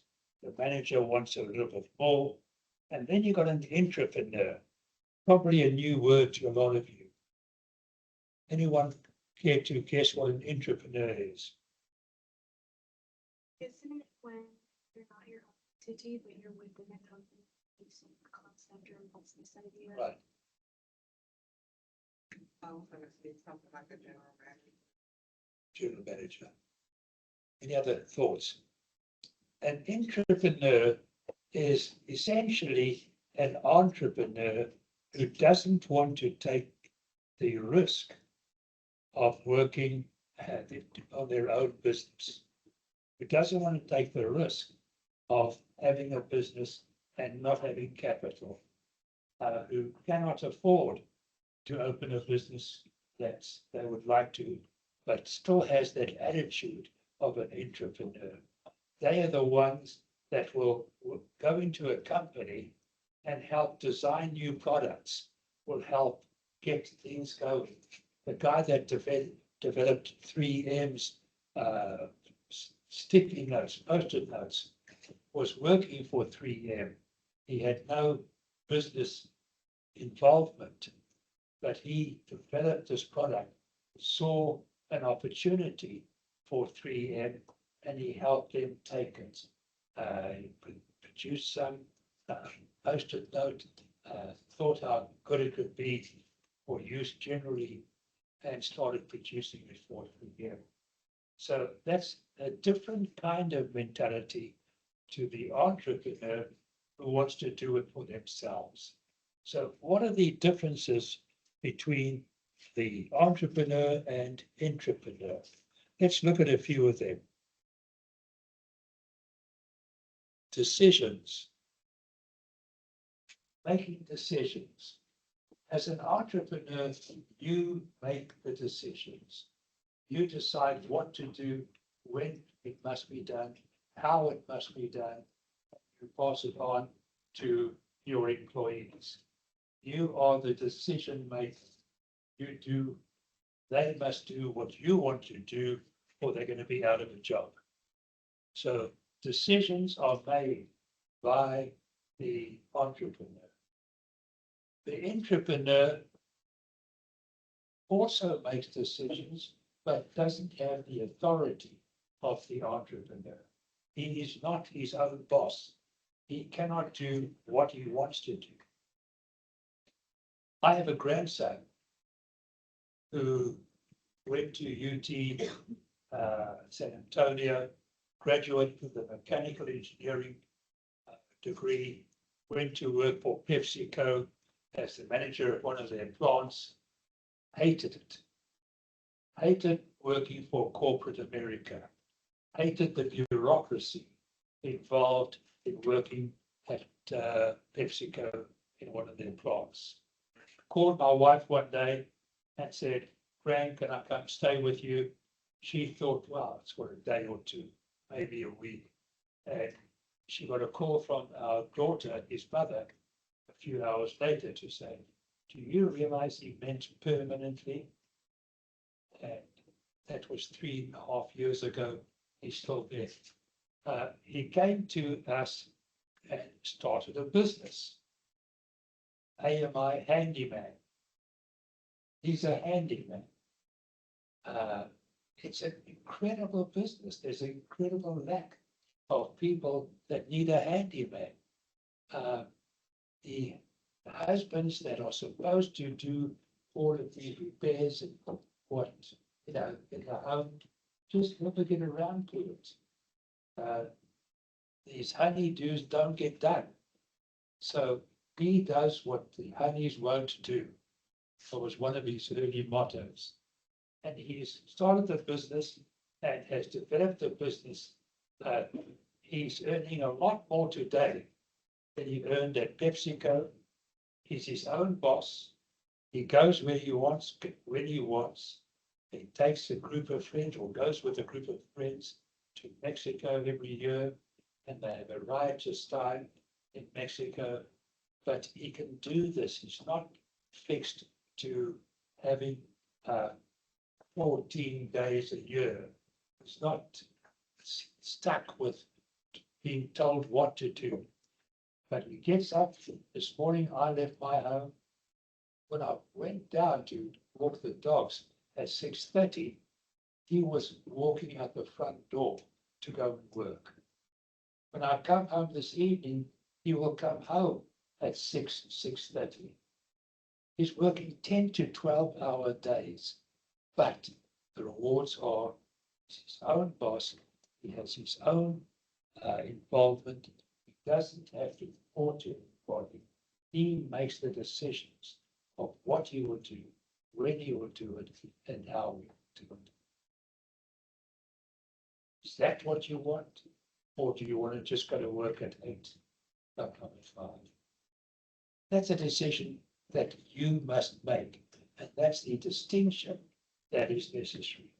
But whether you make that decision to be an entrepreneur, or whether you make the decision to work on a job, if you're working on the job, do it well. Be true to yourself and get things done. Be resourceful. Be the guy at 3M that developed the post-it notes. Be someone who works diligently to get things done. Because that is what is important, is to have that sense of achievement that you will have achieved this objective. So resources. Do you have the resources to go out on your own? Do you need to find the resources? That's a difficult thing. The example of the guy that that delivered the washers and dryers, started a business with no resource. Chris Corner, who started the website for Bucky's products, didn't have resources. They went out and started it with minimal resources, but some businesses need resources. The risks and rewards are dependent upon what you determine. It's not dependent upon your personality profile. It's not dependent upon some fictitious test that you may take. The test, the Bosey test that I suggested, is just to give you an indication of what your thought process is. But once you pass that, you make the decision of whether you want to be employee, manager, entrepreneur, or entrepreneur.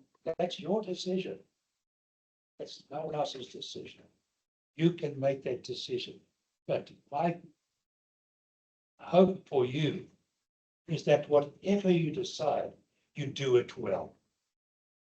Don't do it half-heartedly. Don't be the employee that no one likes, that gets in the way. So, as I said, my grandson now has all of the equipment. He goes out every few days. I see something delivered from Home Depot with a new tool, a new gadget. He can measure this room standing over here, and he can give you the square footage of the room. He can measure whether those screens are level. He buys all of these gadgets that makes his life easier, but he's got the capital. He doesn't have to go to someone and say, can I buy this? It'll help us in this way or that. He has got the decision making for what he needs. And if he needs funds, he needs to find a way of raising them. All right, let's look at an entrepreneur versus an entrepreneur in the work environment. There is a distinct difference in the work environment between sitting in the office and going out and doing the work. As a matter of interest, again, my grandson, he has morphed his business from being a handyman service. He still does that, but he's now got so many general contractors that he works with that he can do any major contract, and he uses all of these subcontractors to get it done. So he is now spending more time on doing book work than doing actual work.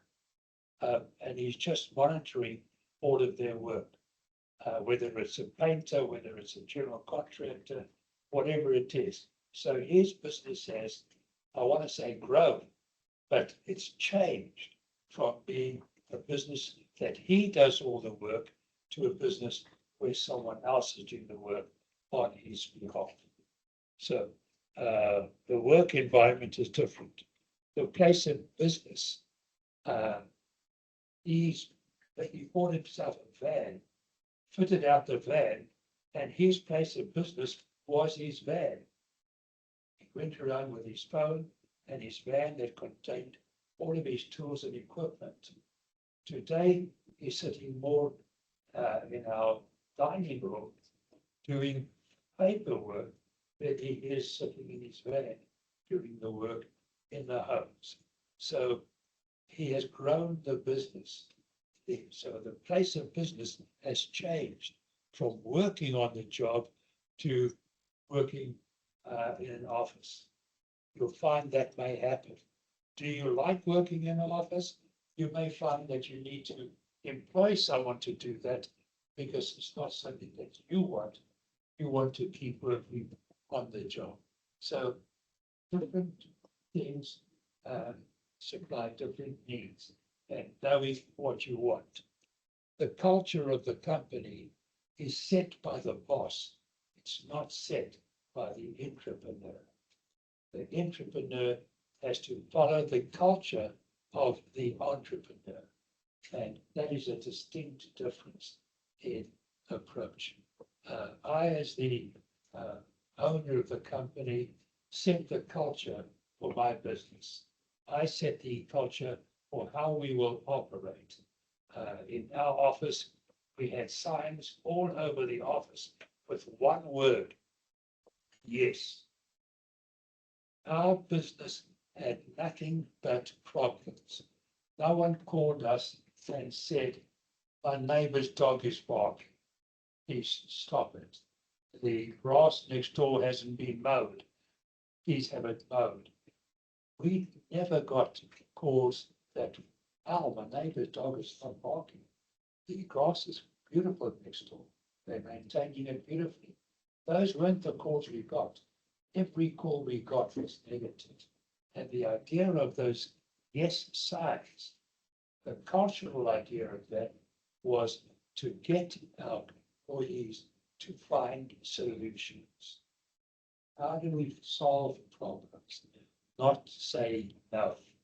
No, you can't do this. No, you cannot do that. No, you can't park your car in the driveway. No, you can't put a sign on your home. All of those are no, no, no. Find ways to say yes. So we had these signs in our office. We set that culture. It wasn't set by the employees.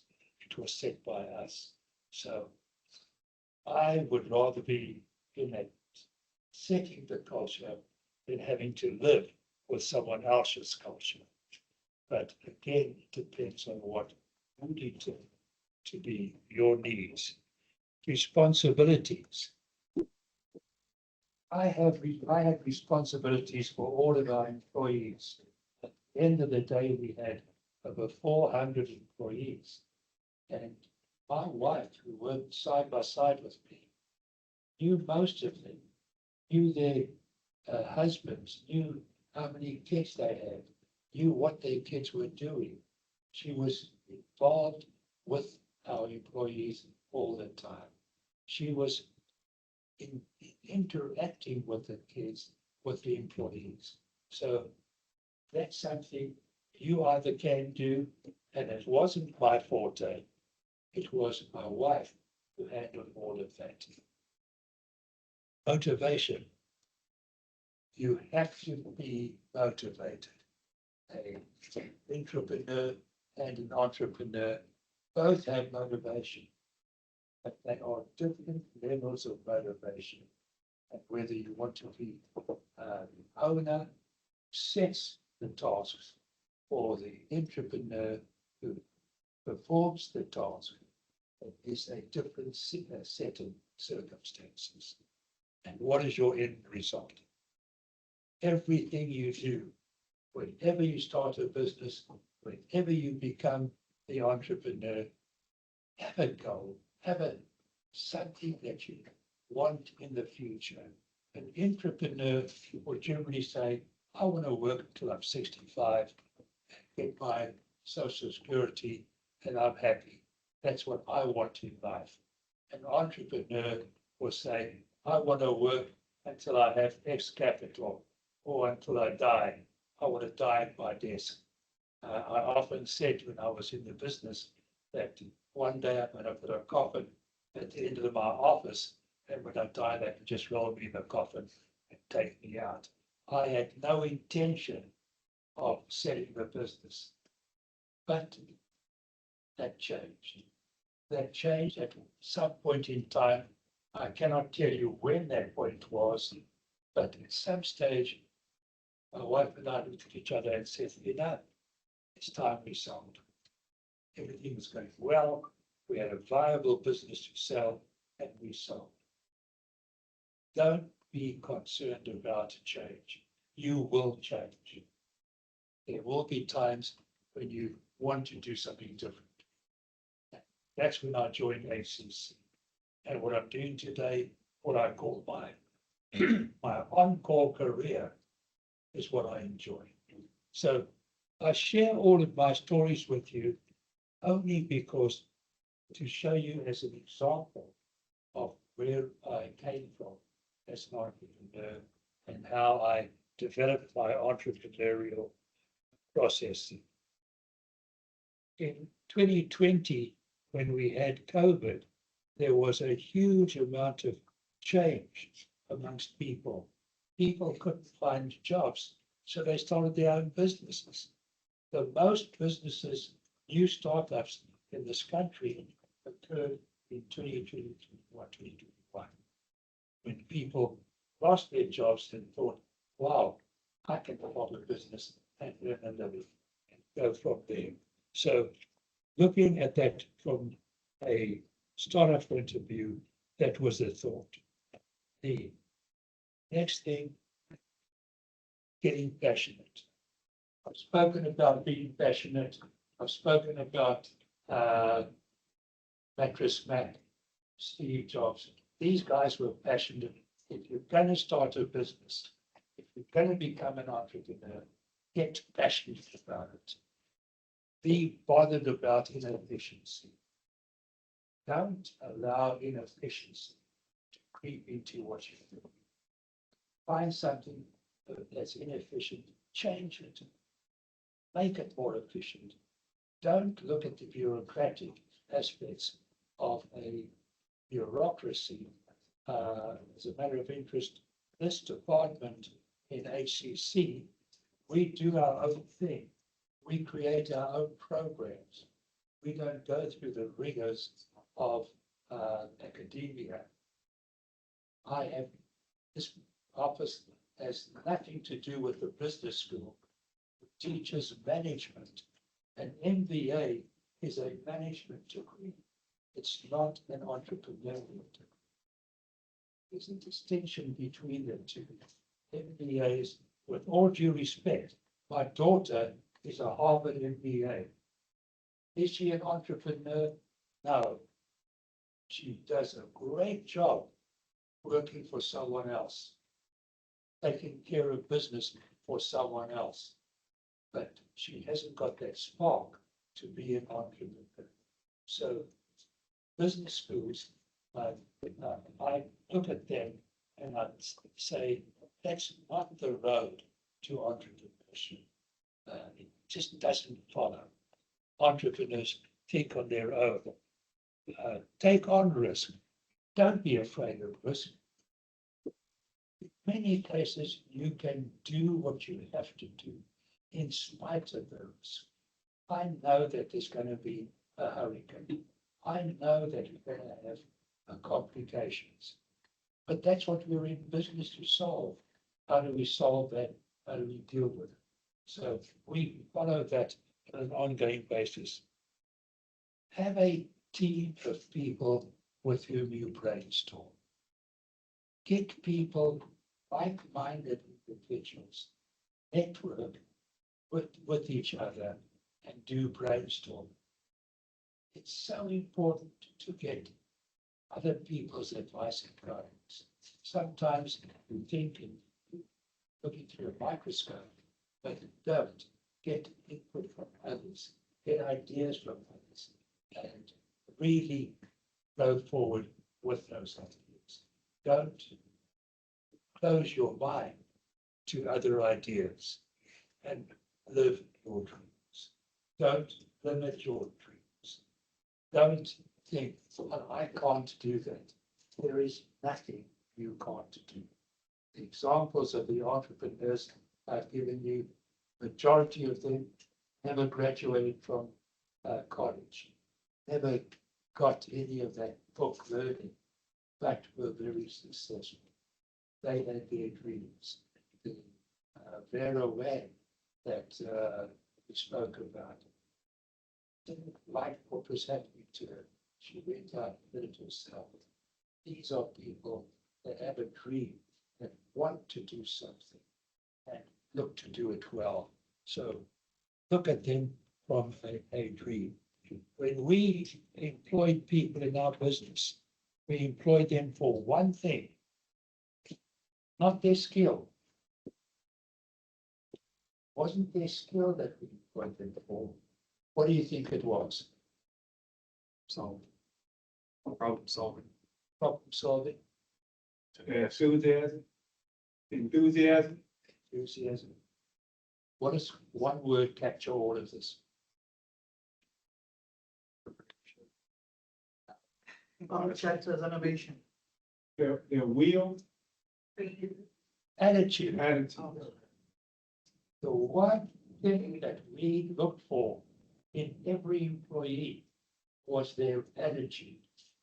Their attitude to learning, their attitude to getting the job done right, their attitude to dealing with people, the attitude to all of these factors, the attitude to being bothered by inefficiency. Our questionnaire was all based on determining the applicant's attitude. I can teach you a skill. I can teach you how to fix something. I cannot teach you attitude. Attitude is something that you bring to the table. So when I look at employees, I look for one thing, and that's their attitude. Attitude to me is the most important thing. And then I happened to read an article on LinkedIn, and it was signed by Melinda B. in LinkedIn, February 18, 1919. And I wrote to her, she had that, what I wish I had known about being a great employee. I wrote to her, I said, please help me, give me some more. And it was bare bones statement on LinkedIn. I wanted to learn more about her attitude. I wanted to learn why she made this statement. Question why is such a valuable question. Asking why is the ultimate question. If you look at some of the articles on the business magazines, asking why is a major fundamental question. So I asked her why. Why did she have this in mind? So she sent me this essay that explaining her philosophy, her attitude about being an employee, and how she moved from an employee to a manager, to entrepreneur, back to an employee. When she sold her business, she was now working for the business. So she went through the entire cycle, and she wrote this after she'd gone through the cycle, and said, what did I learn? What do I wish I had as an employee that I didn't display? And these are some of her thoughts, and I want to share them with you. Keep your word. If you promise to do something by a particular day, do it. Get it done. Move heaven and earth, but keep your word. Fulfill your promises. Make sure that you get things done. If I ask you to do something and you agree, I'm now relying on you. Make sure you fulfill that reliance. Make sure that you do what you promised to do. That's fundamental to being a good employee. So that's the first thing. The second thing is recognize that your manager wants you to succeed. She says there are some bad managers. There's some people that you hate working for that are just bad managers. The best thing you can do is leave that job and go somewhere else. Find a job where you like the manager, but even if you don't, try and make the manager like you by fulfilling your tasks, by being a good employee, by being someone that the manager can rely on. The manager wants you to succeed. The more you succeed, the easier the manager's task is. Just if you've ever managed anybody, think about it from what you wish that person was. You wish that they succeeded. You wish that they did everything on time. You wish everything was great, because the better they are, the easier your task becomes as manager. So she recognized that the manager wants you to succeed. The manager is not your parent. If you need therapy, go and see a therapist. The manager is not someone who is there to help you from that point of view, parental point of view. The manager is someone that expects you to be competent. So don't think of the manager as your parent. They're not going to guide and advise you. Some will. And if you get that manager that will, that's great. But be careful that you don't become an appendage to that manager, and that they don't, that they stop relying on you to get the job done. If there is a problem,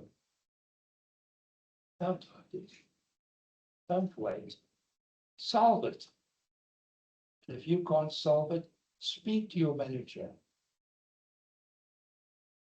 One of the things that I focus on in a program that we call You Are the Lender at MCC is, if you're going to a bank to borrow money to get an overdraft, don't go in and ask for an overdraft on the first day.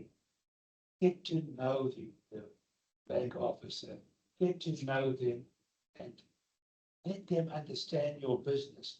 Let them understand the pros and cons of your business, so that when you do ask for something, they know and understand it. So let them know, be open about problems and get them solved. Don't sit around and let someone else resolve the problem. If you see it, fix it. See it's broken, find a way to fix it. And the more you do that, the better the manager will like you. Don't complain. I hate those employees that come to my office and complain about it. I've got friends who complain about it. There's certain things you can't fix, accept it. I can't fix what's happening in the US Congress.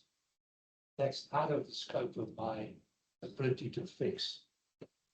But if I can fix it, find a way of fixing it, and don't complain about it. It doesn't help. Complaining doesn't bring you anything. Think about how you can solve it. Ask for what you want explicitly. And that goes particularly when you become an entrepreneur, the Mary Kay, chocolate chip cookies, all of these things, the badges. Ask for what you want. I want to sell this to you. I want your money. This is going to cost you X, and this is what it brings you. Ravi does pitch presentations. He does programs on pitch presentations. Go to them and learn those pitch presentations. But the last thing in most pitch presentations is the ask. Know what to ask, work through how to ask it, and be very explicit. Make sure that the person you're speaking to understands and walks away knowing how to deal with you. If I can't find you tomorrow, wasted your time. One sale is not great. It's to develop a customer who's going to call you every week to get the product. I have been buying coffee from one firm for the last 40 years. That's the customer you want. Doesn't ask questions, knows what they want, and they send an email or they come by and buy the coffee every two or 3 months. I go to restaurants that are owner run because they give me the service I like. They are owners, they are the entrepreneurs. So know what to ask for and make us ask very specific. Make your manager look great. You said earlier that the manager wants you to succeed. That's the manager's thought process, but you have a thought process as well to make your manager look great. The better you make your manager look, the better he will like you, and the easier your relationship will be, and your whole experience will be improved. Be loyal to your boss. If you're working for a company, be loyal to the company. If you're working for a business, be loyal to that business. If you can't be loyal, get another job. It's no good for you to be unhappy, and it's no good for you to complain about the company. If you're working for them, be loyal, promote them, promote their business. You do whatever you can to make the work congenial. Cooperate with your boss, cooperate with your employees, co-employees. Brainstorm to look for better ways to do things. Find solutions to problems. Be loyal. Think of it as your own business. What would you do if this was your business, and how would you address it? Look for ways to be loyal. Being loyal is almost as important, but it's part of your attitude. Spoke about attitude earlier. Being loyal is part of that attitude. If you make a mistake, fess up. Accept responsibility. Don't hide it, because it comes back to bite you. If you've made a mistake, if something went wrong, your relationship with a customer went sour, got into a disagreement with a customer, go to your manager, go to your boss, tell them what happened, and say, I don't know why this happened, or I know why it happened. I won't do it again. I've learned the lesson, but fess up. There is nothing worse than the boss hearing about your mess up from someone else, from a customer. I don't want to hear about it from a customer. I want to hear about it from you. I want you to tell me what happened. And if you do that, you are giving your side of the whole situation to your boss before the customer gives their side. Their side is not going to be good for you. Your side, you can try and explain away, or you can talk to your boss about how to deal with it. So, fess up as soon as possible. Choose your allies carefully. Start a new job, and you walk into the business for the first time. Some of the employees will come and befriend. Be careful of them. Those first few employees that come and befriend you are probably people that are disliked by all the other employees in the business. And you don't want to associate yourself, put them at arm's length. So pick your people well. choose them carefully. Make sure. Okay. Look around, find the people that you can best relate to and you can best work with. Look around and work with them and don't try and befriend someone who is already a bad element in the business and that you will be tagged as one of them. Pick up after yourself. I can tell you that I go to a lot of hotels and cruising. I spend a lot of time vacationing. When I go to a hotel and I see a piece of paper on the floor, it irritates me. I pick it up. I don't go and complain about it. I pick it up. We live in a small 15-unit community, got 12 dogs, 15 homes, and dogs poop all over the place. We have a rule that you don't need a leash in our community. Let your dogs loose. All the dogs play with one another. I've got a little dog, 2 of them, and they attack the big dogs. The big dogs run away and they come back, and they all play. But dogs drop all over the place. I walk around to pick up after my dog. I see someone else's poop. I keep this in my pocket all the time. Poop bags. I pick up the poop. Now, pick up after yourself. Pick up after others. Don't say, no, that's his dog's poop. So what?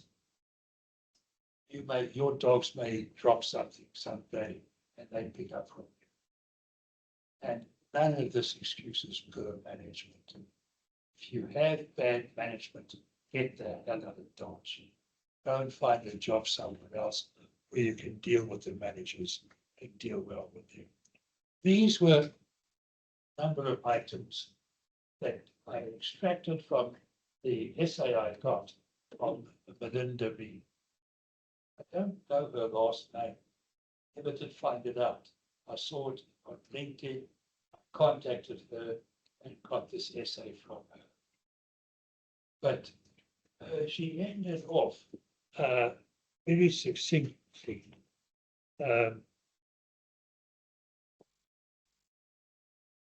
That if I knew then what I know now, I would have been a far better employee.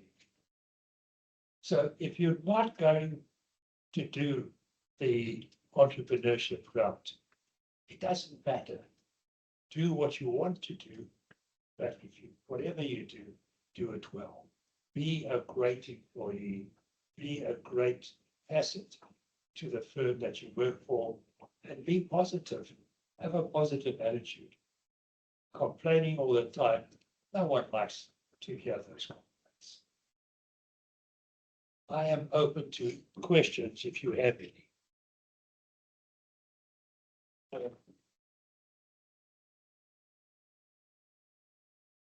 She ends off, to my former managers, thank you and my deepest apologies. I was lucky to have you, you know who you are. So, Thomas Edison, I've spoken about, you're going to have failures. He had 1,000 steps to the building of the light bulb. So failure is a part of being an entrepreneur. I like to say failure is a lesson to learn. Failures are lessons to learn. That's what I like to say. Absolutely, lessons to learn. Failure is definitely something you learn from, and don't take it with you. Take the positive side of it.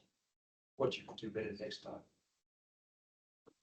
Yes, ma'am. There's a speaker named Les Brown who says that failure is the price that you pay for the lesson that you learn. Okay.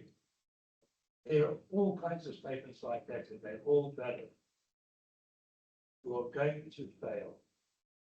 There are going to be failures in your career.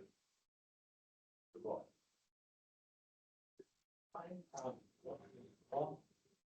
about what we want. Find out what it makes one proud. And you have to see, best thing that you, it's the price you pay for the best you do. Other comments? Any other questions, any other thoughts?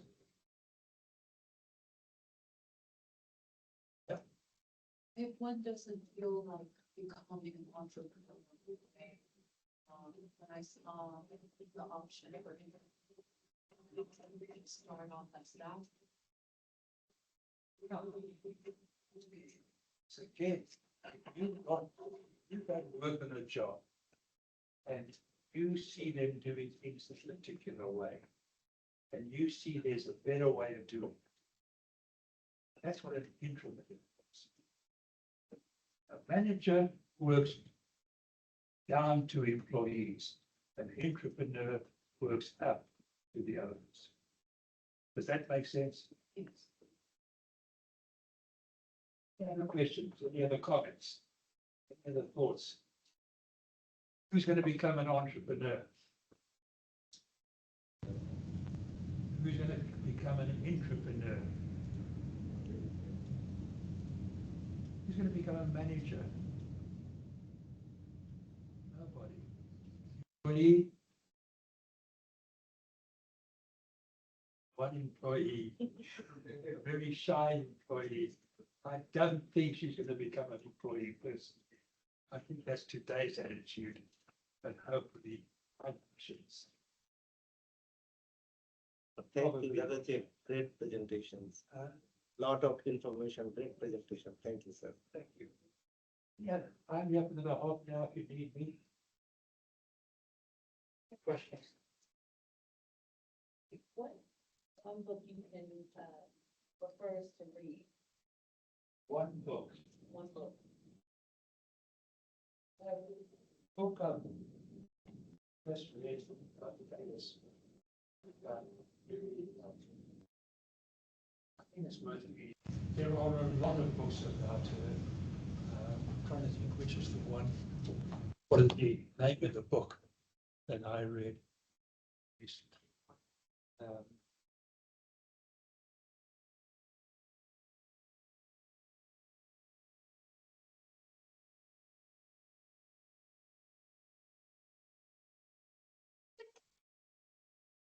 Bless you.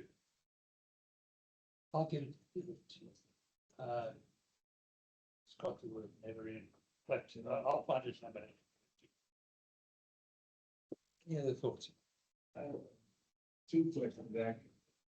Can we access those slides from a website or anything?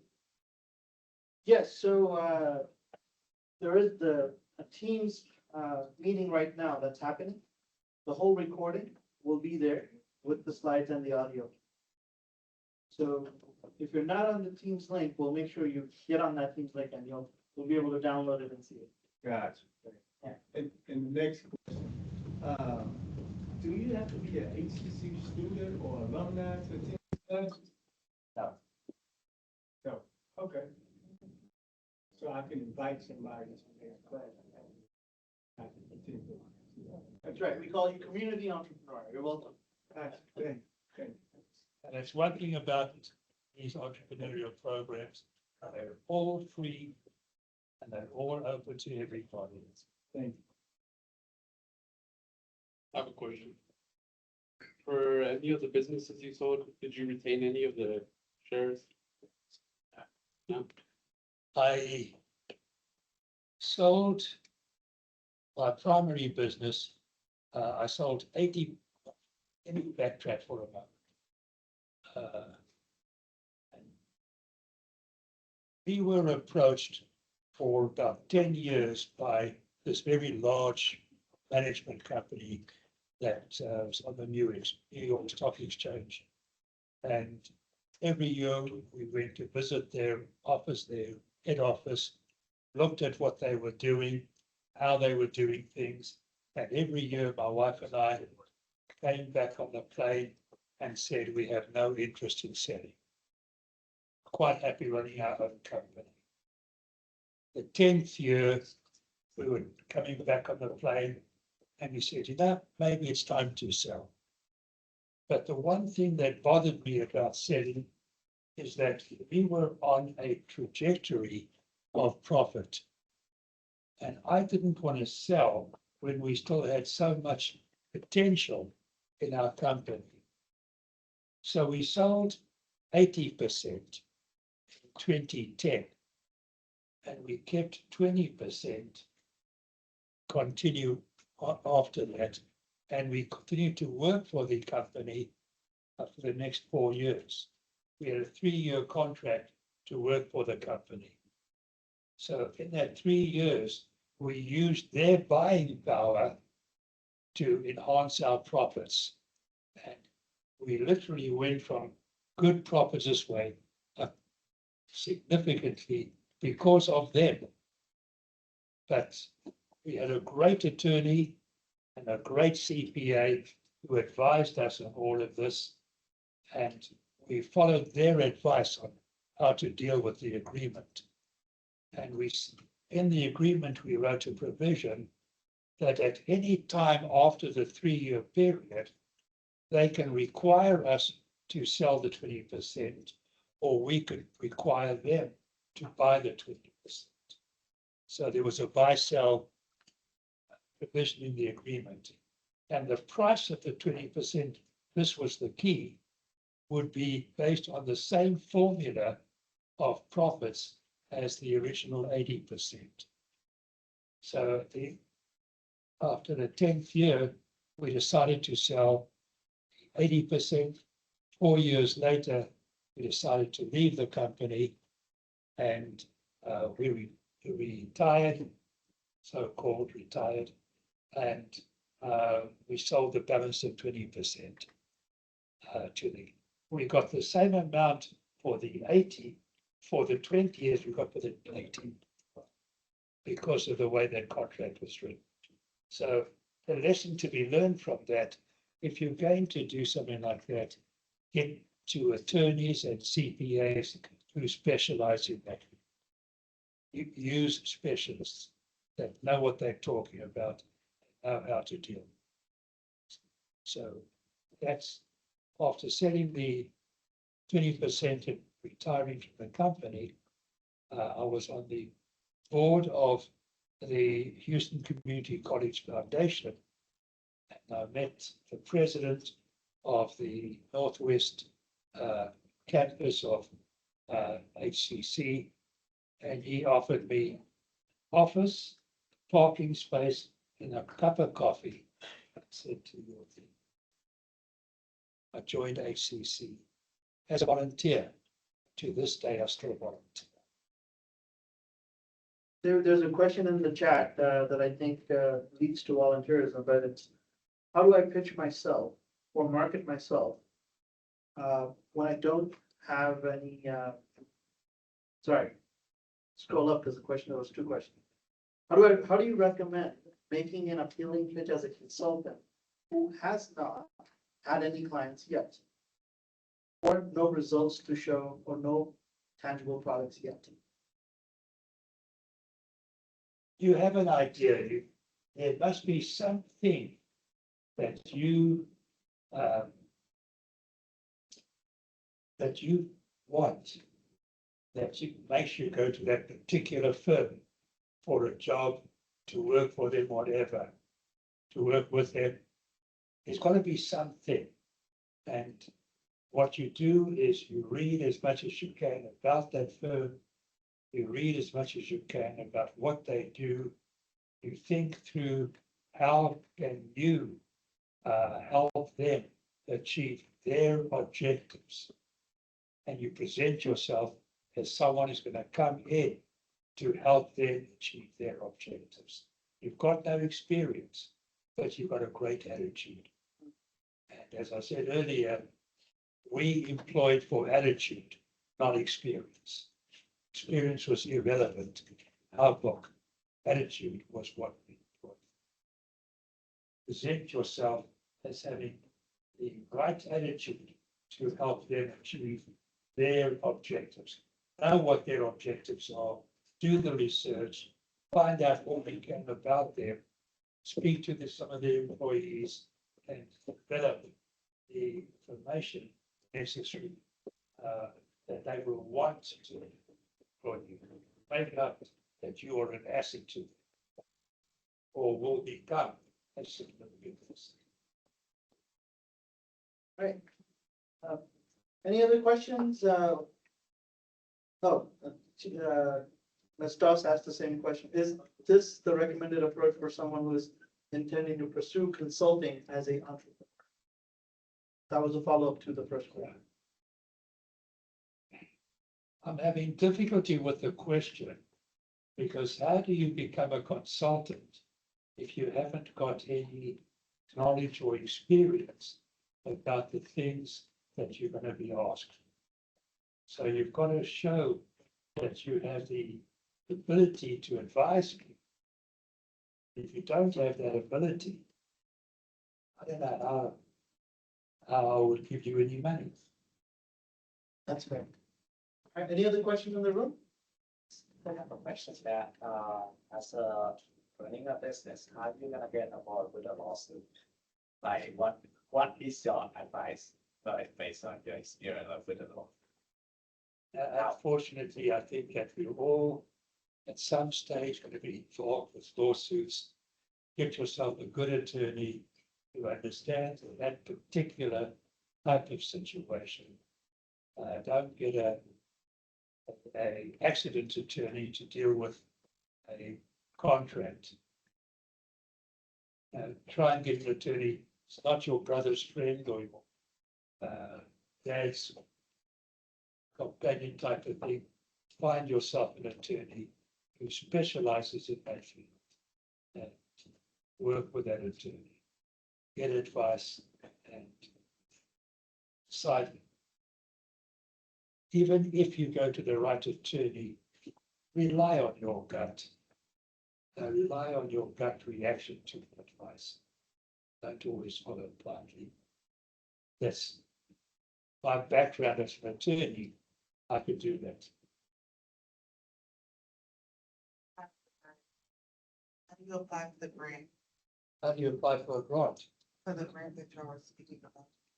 Yeah, you look, there are websites dealing with grants. Find the companies that do grants and start applying. You would apply to a lot of them before you get some reaction. Okay, there's one question. Casey's got a question. There's one more in the chat. It's how do you build your portfolio while trying to balance work and school? Advice on that. By doing what Alyssa did. Start selling cookies all the way through. Making money is what this is all about. And incidentally, whether you are a for-profit or a non-profit, even if you decide that you want to form a non-profit company, a company that does social good for the community, you have to make profit to fulfill your objectives. You cannot succeed as a for-profit or a non-profit unless there is profit. The difference between a non-profit and a for-profit is what you do with the profit. In a non-profit, you use it to further your objectives. In a for-profit, you keep it in your pocket. Awesome. So with that, we're going to request to wrap up this event with a nice photo of the group here. And then we'll share your contact information on LinkedIn, whichever you prefer. I don't mind. So that you could ask David questions directly or one-on-one. He's kind enough to offer when he's on land and not cruising, mentoring time for any aspiring entrepreneur looking for growth.